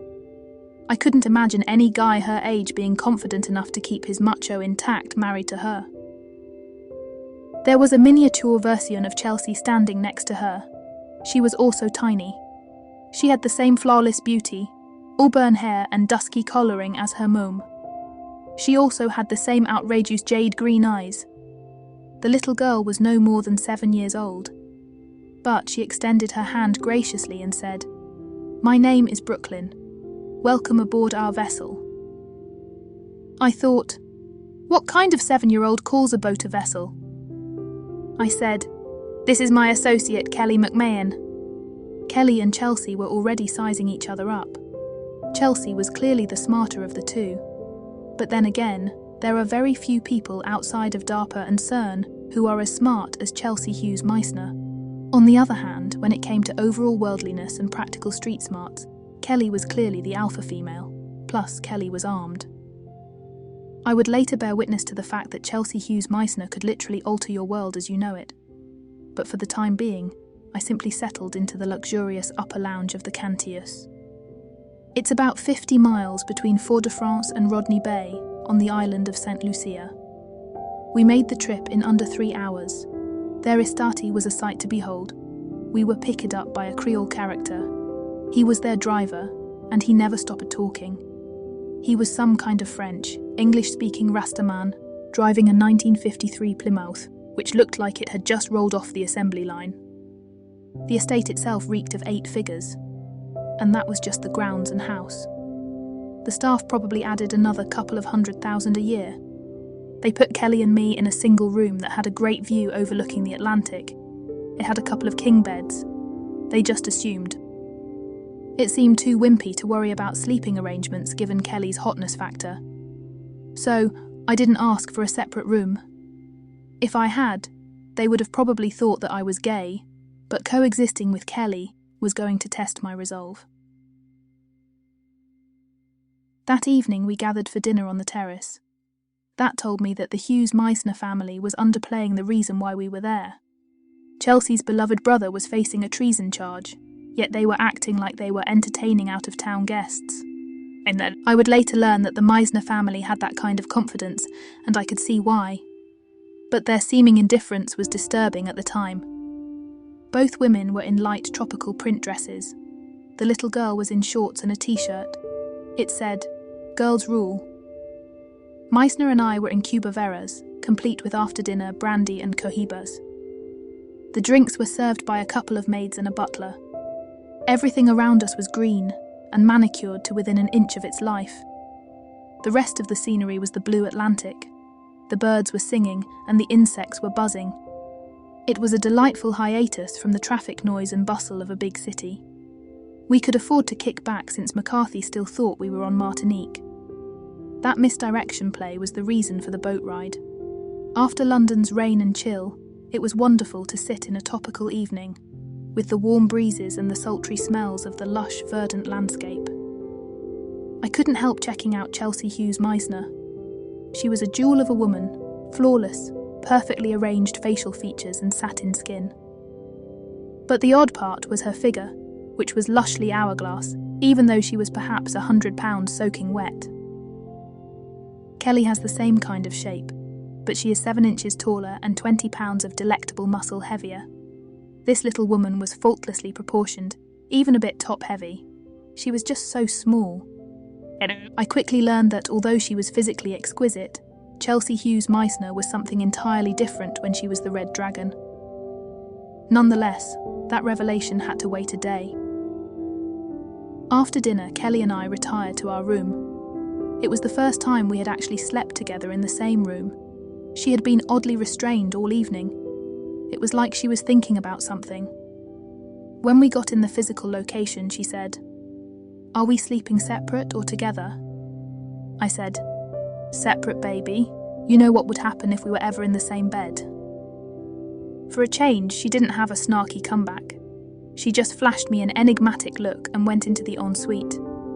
When she came out, she was wearing the outfit that she had been sleeping in all the time that we had been on the road. It was a Bears jersey with the number and name of her current boyfriend on the back. Zach is 6'6" and 250 pounds. So the jersey was like she was wearing a tent. She had cut it off about 3 inches below her panty-clad pussy, and her magnificent, long-muscled legs were on full display. She got into the king bed nearest the sliding door to the terrace and turned her back. All I could see underneath the covers were the scrumptious mounds of her hips and her shapely shoulders. A bountiful pile of copper-coloured curls lay on the pillow. It almost seemed like she was softly crying, but I knew that Kelly was way too tough to be doing girl things like that. I was wearing my usual pyjama bottoms. I can't find a concomitant top big enough to fit my upper body, so I just sported a wife beater. I turned off the light and said, "Night." The darkness enfolded us. There was nothing but silence on the other side of the room. I awoke sometime in the middle of the night to find that I was holding a big solid tit. It was attached to a naked woman, whose luxurious body was spooned with mine. It was clear that while I'd been sleeping, Kelly had decided to take the bull by the horn, so to speak. She had lost her jersey and was now snuggling her round naked buns into me. She had my arm pulled over her like the covers of the bed, and my hand draped across her chest. She actually appeared to be sleeping, even though the nipple was rock hard. Whatever abstract ideas I had about our partnership evaporated, along with all my inhibitions. Make no mistake about it, pipe was going to be laid tonight. My mind went through a million calculations. There was no doubt that I was going to fuck Kelly McMahon. So, for better or for worse, we were committed to the next phase. Becoming a couple involves implicit assumptions about how you will interact going forward. With all of the inherent variables, the potential for loss can be almost as daunting as the opportunity for happiness. Consequently, I knew I was running a tremendous risk. It was inevitable that the dynamics of my life with this woman, who I had loved forever, were going to be different. And that difference entailed a lot of new and disturbing emotional factors. I was aware of the danger, even with the imminent prospect of getting my brains fucked out. It's one thing to fuck a sexy woman. It is something entirely different to involve yourself in the ultimate physical intimacy with the sole person in your life whose loss would be unsustainable. Kelly had been my sounding board, conscience and best friend. That had been for so long that I couldn't imagine life without her. That's what I was facing, but we would deal with that later. Kelly was either purring loudly or snoring. I carefully moved my hand down to those delectable lips, spread her petals and began to twiddle her little man in the boat. She let out a loud moan. It almost sounded like pure agony. Then she flopped violently over on her back. I could see in the ambient light that her eyes were wide open and staring at me. She slowly spread her legs wide, offering me access. I moved between those shapely thighs, supporting myself on my arms.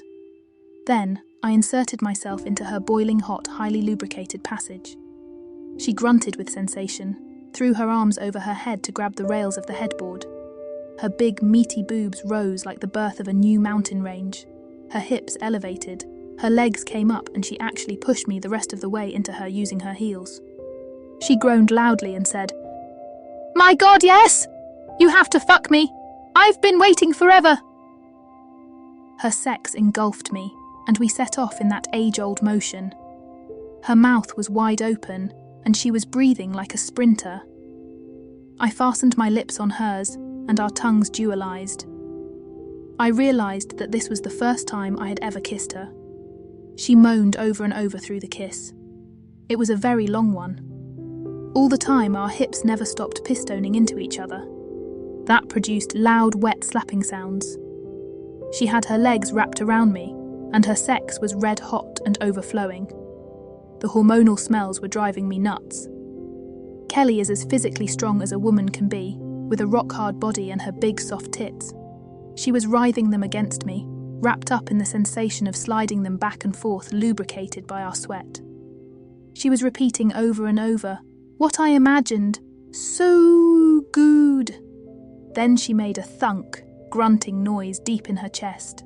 It sounded like somebody had hit her in the solar plexus, and her sex began a series of rapid pulses. I had never experienced such a powerful female coming sensation, even with a woman as hot as Pia. Kelly's eyes flew open in astonishment and she started shouting, "Ah, ah, ah!" Her legs quivered uncontrollably, like she was having an epileptic seizure, and she set off wildly, thrashing underneath me. It was almost like the sensations were too much for her and she was trying to escape. I had fucked one of the hottest women on planet Earth. That was my dead wife, Pia. But I had never come across a woman who went off like Kelly. It was like she had blown into smithereens. Her extreme orgasm set me off, and we had a couple of irrational moments while we both took care of business. I finally had to bail out of her. Otherwise, my wiring was going to melt down. As I did, I shot in her, on her and over her, on the wall behind us. Kelly was still flopping around in the throes of monster contractions, making agonized noises while her heels drummed frantically on the bed. In my case, it was more like my entire psyche and consciousness was rebooting. We finally both calmed down enough that it was possible to conduct a rational conversation. I was lying on my side, head propped on one arm. She was looking angrily at me. If you haven't noticed, Kelly is not your classic weepy, over-emotional female after sex. I said, "What?" She said heatedly, "What's the matter with you? We could have done that a year ago, you son of a bitch." I whined defensively. "I didn't want to take the chance of losing you." She gestured down her incredible naked body and said, "What the fuck does that mean? This is all yours. It's always been all yours." She added angrily, "You just had to take it." Her lovely face radiated pissed off as she said, "This doesn't change anything. All it does is add another dimension to our hitherto wonderful love. I'd shoot any other fucking male before I would ever let him have what's yours." She added fiercely, "Now that you've finally gotten your head out of your ass, you're going to be stuck fucking this for the rest of your life, mister." Like I said, Kelly is not your typical shrinking violet. So once we had broken the ice, it was like we couldn't get enough of each other. I think my record was 3 times with Pia. Kelly and I surpassed that mark well before sunup, so we were both a little worse for wear at breakfast. Sitting there over the eggs Benedict, I was interested in the interplay between Chelsea and her husband.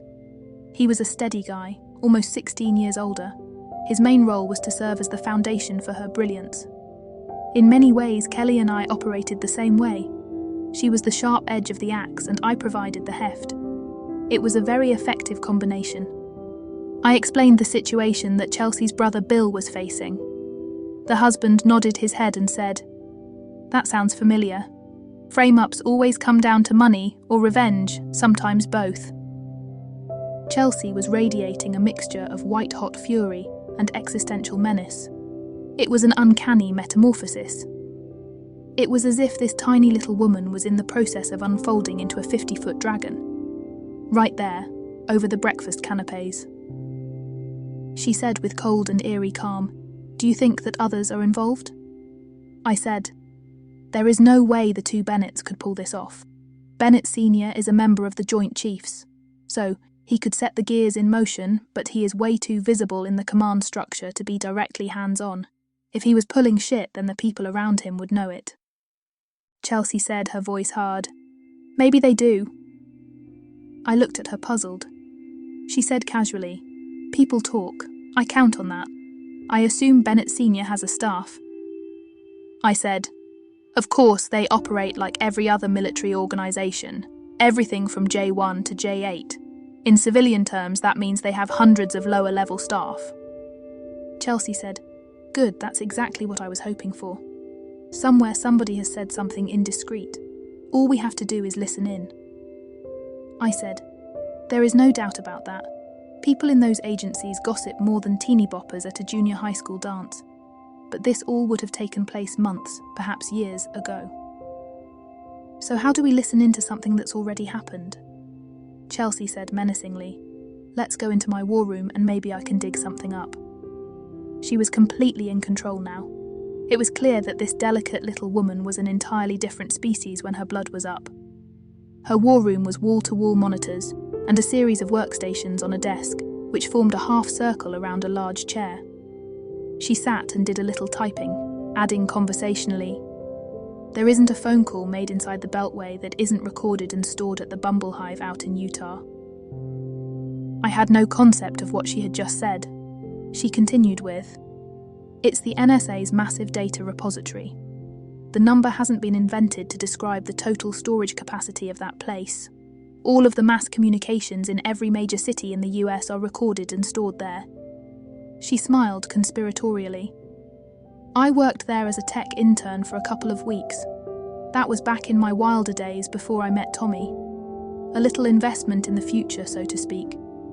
They'll never find the back door I planted." I didn't know what was more alarming, the fact that the US government was intercepting and storing everything from business conversations to phone sex, or that this beautiful little woman could so easily defeat them. She grinned and said mockingly, "Bluffdale, Utah is the epicenter of polygamy in the US. I just love the dynamic of polygamists and federal snoops fighting it out for turf in one little dusty town. They ought to make a movie about it." She turned to me and said, "I have an optimized, ultra-high-speed compression algorithm that operates like the old carnivore. It finds the meat, but it needs keywords. Tell me who to include and what I'm looking for. We can refine the search after we get a preliminary result." I listed all the names of the potential players, from prime suspects, like the Bennetts, to every low-level minion, like McCarthy. I also included the slut wife's family. The keywords were more challenging, since the greater the number of criteria, the longer the processing time. We both knew that the answer was somewhere in that mass of data, but we were going to have to sort through exabytes to find it. Fortunately, my little friend also controlled a 50 million computer botnet. So, she had more compute power at her delicate little fingertips than the NSA. The Red Dragon was indeed a mighty creature. Chelsea entered the names and keywords. We agreed to just search on words like Iran, Bennett, Hughes, and Esfahan to start. We could expand the search if we didn't get any hits, but it made good sense to cut right to the chase. If those two were the target, then their names would be in the communications of interest. Chelsea turned to me and said brightly, "This will take a while, so why don't you go find lunch?" I was still shaken by what I'd just witnessed. A lot of your sense of well-being comes from knowing that your dirty, deep-down secrets are buried in the clutter of everybody else's. I now realized that communication in the US, voice and data, is recorded and searchable. So it would be possible for the right people to pick through the details of anybody's private life at light speeds. That also meant that there is no such thing as real privacy, no matter what Fourth Amendment rights you think you have. And of course, that raised Juvenal's old question, quis custodiet ipsos custodes? Who watches the watchers? I felt like I needed to talk with Kelly about what happened last night, so I invited her to walk over to the naked fisherman at the cliff at Cap to eat, just the two of us. It just seemed like a good place to settle things with her. On the way over, I told her about Chelsea's little trick, searching the government's secret stash of citizen information from 4,000 miles away. I said, "Chelsea Hughes has so much power at her fingertips that I wonder about her. If power corrupts, she must be one white Persian cat short of being a James Bond villain." Kelly looked at me fondly and said, "That's what Tommy is there for, lover. He rules the roost, not her. He's her stabilizer, the part of the couple who provides steadiness and purpose. Chelsea knows that's his role, and she would be rudderless without him. It's the reason why they love each other so much." I was about to respond to that, when she speared me with a look from those incredible emerald green eyes and said dryly, "I'm going to shoot you if you start going all girly on me. I love you body and soul. We complete each other just like the Hughes Meisners. That will never change. You're mine forever. Just accept it." Then she turned serious. "I know that you were burned by Pia, but nothing changes between us. It just means we have fun and entertaining things to do at night, or any other place where the fancy strikes. Nothing about the rest of our life is different." I started to open my mouth, and Kelly reached her right arm behind her to the holster where she keeps the Beretta. She said, "Shh." I know I made a mistake getting Tedesco's DNA. It was stupid and thoughtless. She actually looked remorseful as she said, "Tedesco was just a mission objective to me. I didn't have the slightest idea that you felt that way about me. All I knew was that I was devoted to you, and that I would do anything to make you happy. I knew that Pia's murder was eating you up. It was more than I could ever hope that you cared enough for me, that my fucking Tedesco would hurt you. I just didn't think the situation all the way through." Then she turned deadly serious. "Now that I know how you feel, hear this. When I make a commitment, I honor it. I know what the rules are, and I die before I break them." Then she added mischievously, "I'm yours until death do us part. If you want a ceremony, then fine, but it changes nothing. I'll be yours until you say otherwise." It was that simple. I knew that she meant it. We had been together long enough for me to recognize when she was being serious. She said with a big smile, "So do we have an understanding? Or am I going to have to kill you because no other member of the estrogen-bearing species can have you now?" I thought, what a woman. What a marvelous life partner. I held up my arms in mock surrender, smiled and said, "Don't shoot, baby. I accept your terms." I had just assumed that this whole clusterfuck was some sort of stupid revenge scenario, centering on Bennett Minor paying Bill Hughes back for ruining his career. However, Hughes was nothing more than collateral damage. The real plot was much more devious and bizarre. How did I know that? I literally heard every word of the conversations that set it up. Of course, it was the US government and its eternal distrust of its citizenry that gave us that golden opportunity. You have to be particularly incompetent or stupid to weave the net that you subsequently get caught in. But that was just the usual DC business of the right hand not knowing what the left one was doing. The various intelligence agencies had scooped up the necessary evidence as part of the war on terror, and then they stored it in the Bumble Hive because governments like their paperwork. Chelsea was able to plant the back door there, because the NSA is expert in electronic security, not the kind that protects it from its own employees. Edward Snowden is living proof of that. It took a massive amount of compute power to tease the real picture out of all the background noise. None of that would have been possible if Chelsea Hughes Meisner hadn't used the 50 million slave computers in the Red Dragon's botnet to process exabytes of data. Her zombie computers were a perfect illustration of why it is a bad idea to click on unknown links. Because that's how you join a botnet. Of course, the power of the Red Dragon's botnet made this beautiful little woman one of the most dangerous people on Earth. Chelsea Hughes Meisner could drop huge corporations, or even whole countries, to their knees. All of that from the comfort of her hard-to-extradite home. She could wreak havoc on any computerized system anywhere, using her botnet. That included things like the automated systems that controlled a country's infrastructure or military hardware. The scheme that we uncovered was basically a variation of the Fat Leonard scam. The Naval Support Activity Bahrain was the crime scene, not Singapore. Naval Support.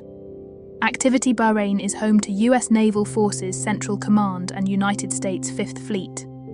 It is the primary base for naval operations in the Persian Gulf. A host of contractors support the massive US naval presence there. So, the reprovisioning business serves up billions in pork. Hence, there is always an unseemly stampede among the contractors to see who can jam their snout farthest into the trough. I suppose I don't need to tell you who one of those contractors was. There was a lot of money involved and Bennett Minor was making it hand over fist. He had recouped everything he lost in the divorce and more. The deal was simple. Bennett was wired in from the top, even though Bennett the Elder wasn't directly involved in the scam. Every quartermaster, admiral and ship commander knew the name. So they were more than happy to play along. When Bennett the Younger approached them with $25,000 watches, $2,000 boxes of cigars and $1,000 a night hookers. All Bennett wanted in return was a little information about the courses and mission objectives of the ships deployed to the Gulf. Knowing that in advance would let Bennett serve the Navy better when it came to the positioning of fuel, services and other material. And it would be a special favour in return if the recipients of Bennett's largesse made sure that their ships arrived where and when he wanted them to. That would give him a huge jump on his competition, but that was beside the point. Wink, wink. It's standard operating procedure for government contractors to put their thumb on the scale. Naturally, all that tactical information was classified. That was for good reason. Knowing what the Navy was up to would tip the US's hand to every potential evildoer in the Gulf. And providing that information would end the career of the captains and admirals who accepted Bennett's favours. The problem was that Bennett's clandestine bribery scheme was the worst kept secret in the entire Fifth Fleet. Not much gets past the people who live in that ancient nexus of cultures. Consequently, Bennett's activities were well known to the indigenous population. The Islamic Republic of Iran is a mere 400 miles away on the other side of the Gulf from Naval Support Activity Bahrain. For obvious reasons, it considers the American naval presence in the Gulf threatening at best, and an act of war at worst. So it is always plotting ways to disrupt as well as endanger American ships. The Vaya realised that the positioning and movement data for American ships would be an intelligence bonanza. So they fired up their best agent to get it. The US uses technology to get the dirt on their business, diplomatic or political targets. The Russians do it the old-fashioned way, meaning pussy. They know that any guy will give it up for the right inducement. It just has to be persuasive enough. As a result, Russia has surreptitiously made film stars out of every mover and shaker who's ever visited their glorious workers' paradise.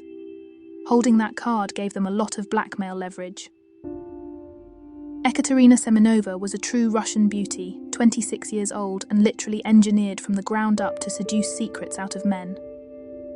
The little surgeries to create that face and body were masterful.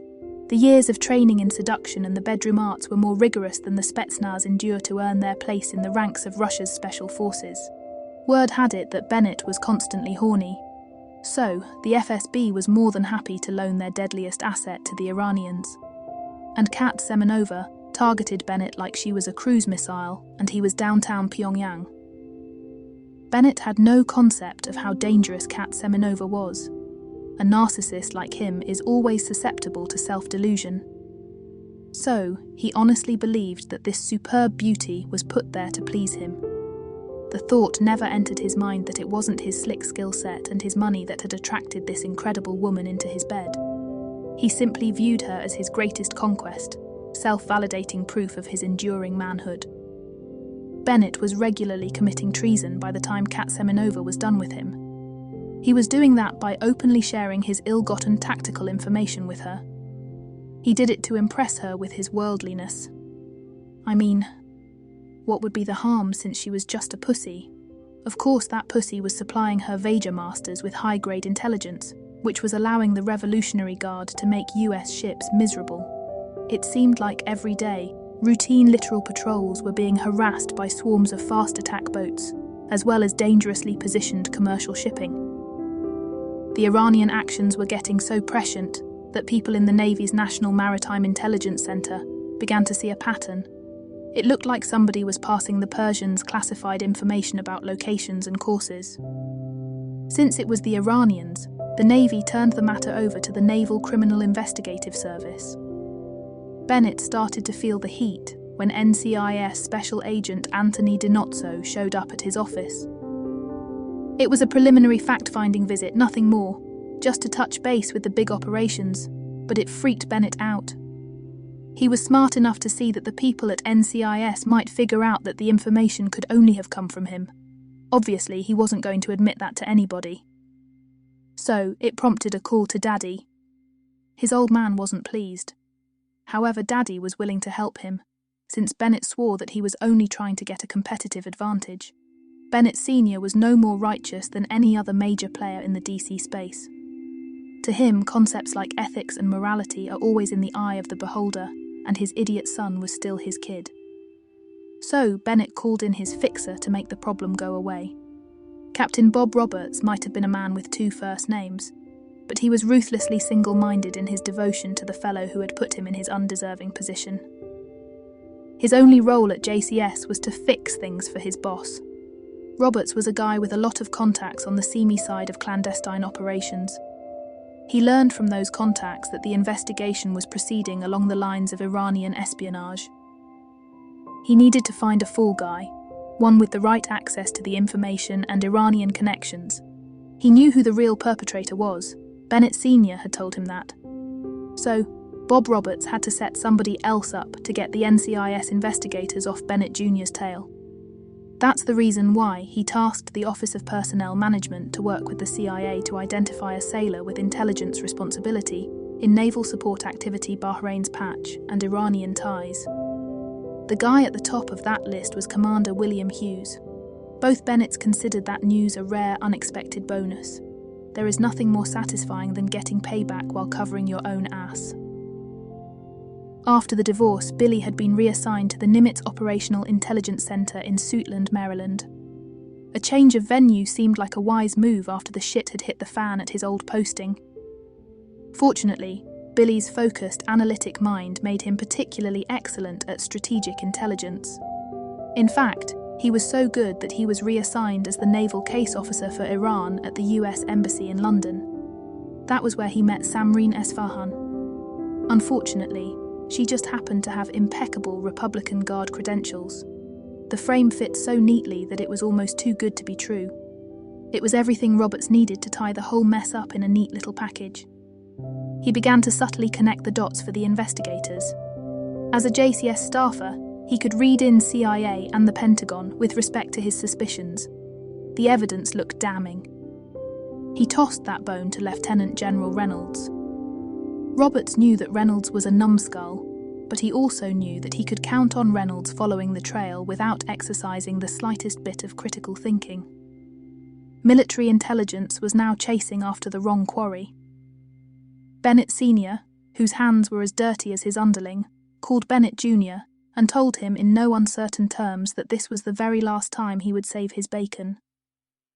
None of the players had considered the possibility that all of those conversations were intercepted, recorded and stored. It still wouldn't have been a problem, unless a set of utterly unlikely conditions hadn't been present. First, the hounds would have to suspect they were pursuing the wrong prey. They would have to be able to call on the help of the one individual who could access all the damning evidence. And finally, that individual would have to have the compute power to winnow through an impossible array of data to find and document the smoking gun. That implausible set of conditions was beyond anybody's reckoning. So the matter was considered settled, and all was well with the world. Billy Hughes and I were sitting on one side of a long mahogany table. It was in a briefing room attached to the Senate Armed Services Committee offices. There was one other person with us. She was perhaps the hottest 60-year-old woman I had ever met. I could see where Chelsea got her looks and her outrageous figure. The woman might be a grandmother, but she was still world-class gorgeous. She was looking at her son with a mixture of intense love and righteous indignation. The mum, whose name was Maddie Hughes, was only a couple of inches taller than her daughter, but she radiated sexuality. Thick, dark auburn hair, huge, intelligent eyes, a mouth that was almost lascivious, and a body that was an hour-and-a-half glass voluptuous. It wasn't her unquestioned sex appeal that drew you to her. Maddie Hughes was a true force of nature. Her own daughter and my beloved partner Kelly were the only two women who rivaled her for sheer animal magnetism. You could almost feel the air crackle around her. Maddie Hughes was very womanly, in a dark, attractive way, but there was no mistaking that there was steel underneath, and Maddie Hughes was royally pissed. I imagine you would be too if you had just learned that your own government had tried to frame your favourite son for treason. Sitting opposite us was the chair of the Senate Armed Services Committee. The distinguished senator from Maryland was a close personal friend of Maddie Hughes. Sitting next to him was the Secretary of Defense. So, the executive branch was represented too. Political kingmakers like Maddie Hughes can get meetings with important people just by picking up the phone. Politicians, being the opportunistic souls that they are, understand the value of friendship, especially when that friendship is with big donors. That's because those donors can make a fortune appear in your campaign coffers, or in your rivals. It just depends on how pleased they are with you. Both men wanted Maddie Hughes to be very pleased. They both looked a little dazed. Maddie had just finished playing a 15-minute greatest hits compilation of phone conversations that nailed down the shenanigans behind the framing of her son. Each of the culprits was heard in their own words, standing over the corpse, smoking gun in hand, shouting, "I did it!" The sheer political juju that those recordings represented was awe-inspiring. We had spent days putting that recording together. Politicians have short attention spans. So, we had to make it easy for them to understand just how deep into the shit they were. Maddie Hughes had the Department of Defense by the balls, and everybody in the room knew it. The Secretary of Defense was a partisan street fighter. He understood what this meant, but he had to give it the old college try. He said, "Where did you get this? Can you verify any of it?" Maddie laughed in his face. She said, "We both know it was hacked from Bluffdale, so obviously I can't reveal the source, but let me assure you that it's the real deal and we have hours of it." Then she leaned back languidly in her chair. It was like she was thinking about something. I noted that there was still very little sag in her huge tits. "Don't judge me. All men are hounds." She said idly, "I suppose I could give all this to CNN and the Post. They have the investigative resources to confirm it." Both the senator and the secretary smiled. Players admire another player. The secretary said, "What will it take to make this go away forever?" Maddie said with a serious look on her face, "This is a major abuse of power. Don't you think that the people of this great country deserve to know?" The table erupted in laughter. Everybody appreciated Maddie Hughes' delightful sense of humour. So, the die was cast. The treason frame was surreptitiously removed from around Billy Hughes's neck. The mass of incriminating evidence led to a major purge of Navy ranks. Nobody in the Fourth Estate could figure out what was going on at Doe D, but they dutifully covered the retirements and demotions. At that point, at least 4 admirals, 16 Navy captains, and a member of the Joint Chief Staff were in the net, and that was only scratching the surface. The real perpetrator, Bennett, was already going down for a very long time, but he was a nobody.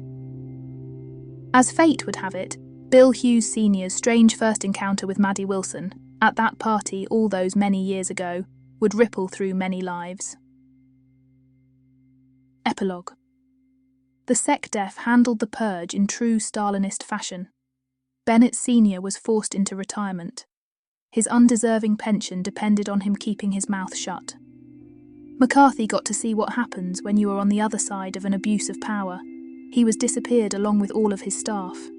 They had the devil of a time finding equivalent jobs after that. Reynolds lost a star and retired as a major general. Falling just 1 star short of career high country might have been the unkindest cut of all.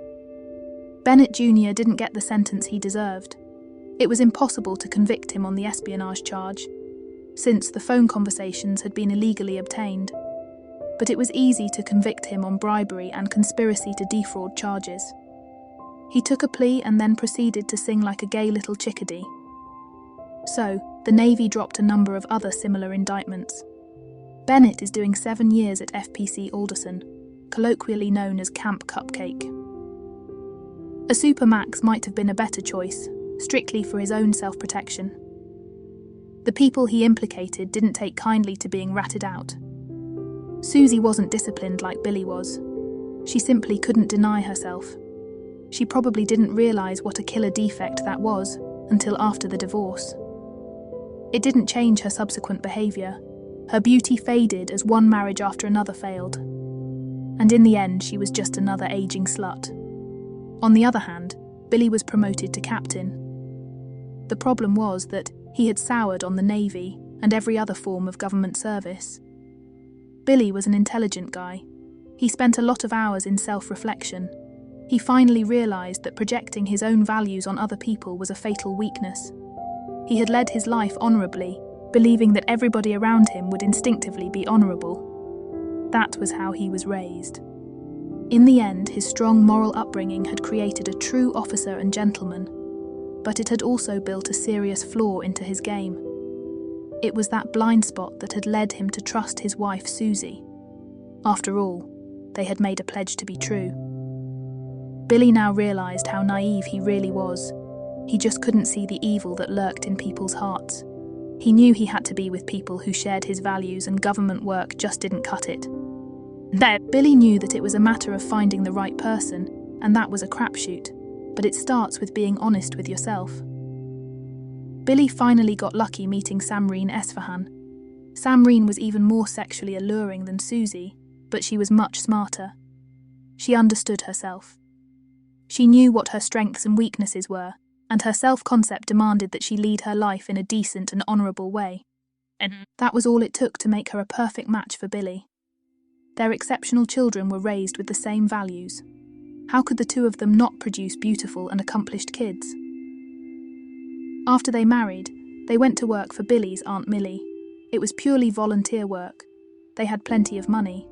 That was because, for some reason, the Pentagon had given Billy the full 30-year pension. Neither Billy or Samreen guessed the reason for their windfall. It was just as well they hadn't. It would have been disillusioning, and they were both still idealists. They found their real calling in Doctors Without Borders. With Billy's organisational abilities and Samreen's natural people skills, they brought a lot of peace and happiness to some very unpleasant third-world places. The spiritual reward for that work paid them back in spades. It was what they had both been seeking all along. Billy's sister Chelsea continues to live in luxurious peace and contentment on the island of St. Lucia. However, a new and even more fearsome hacker presence, called the Red Dragon Girls, has appeared on the dark web. Oddly enough, it only seems to target teenage gossip sites. You ask about Kelly and me? Well, absolutely nothing has changed. She is the same kick-ass smart mouth she always was. We do our best for our clients and we live a happy life together in our place down by Navy Pier. We did do a quickie wedding over one lunch hour. It was no big deal. Now we are talking about kids. Between Kelly's feisty attitude and my thug nature, our offspring will probably be the Antichrist. I was a lone wolf for so long that I still can't believe that I'm not by myself anymore. It is comforting to know that there is one person in the world who would die for me. I hope she understands the same thing applies to her. Oh yeah, and the sex is still spectacular.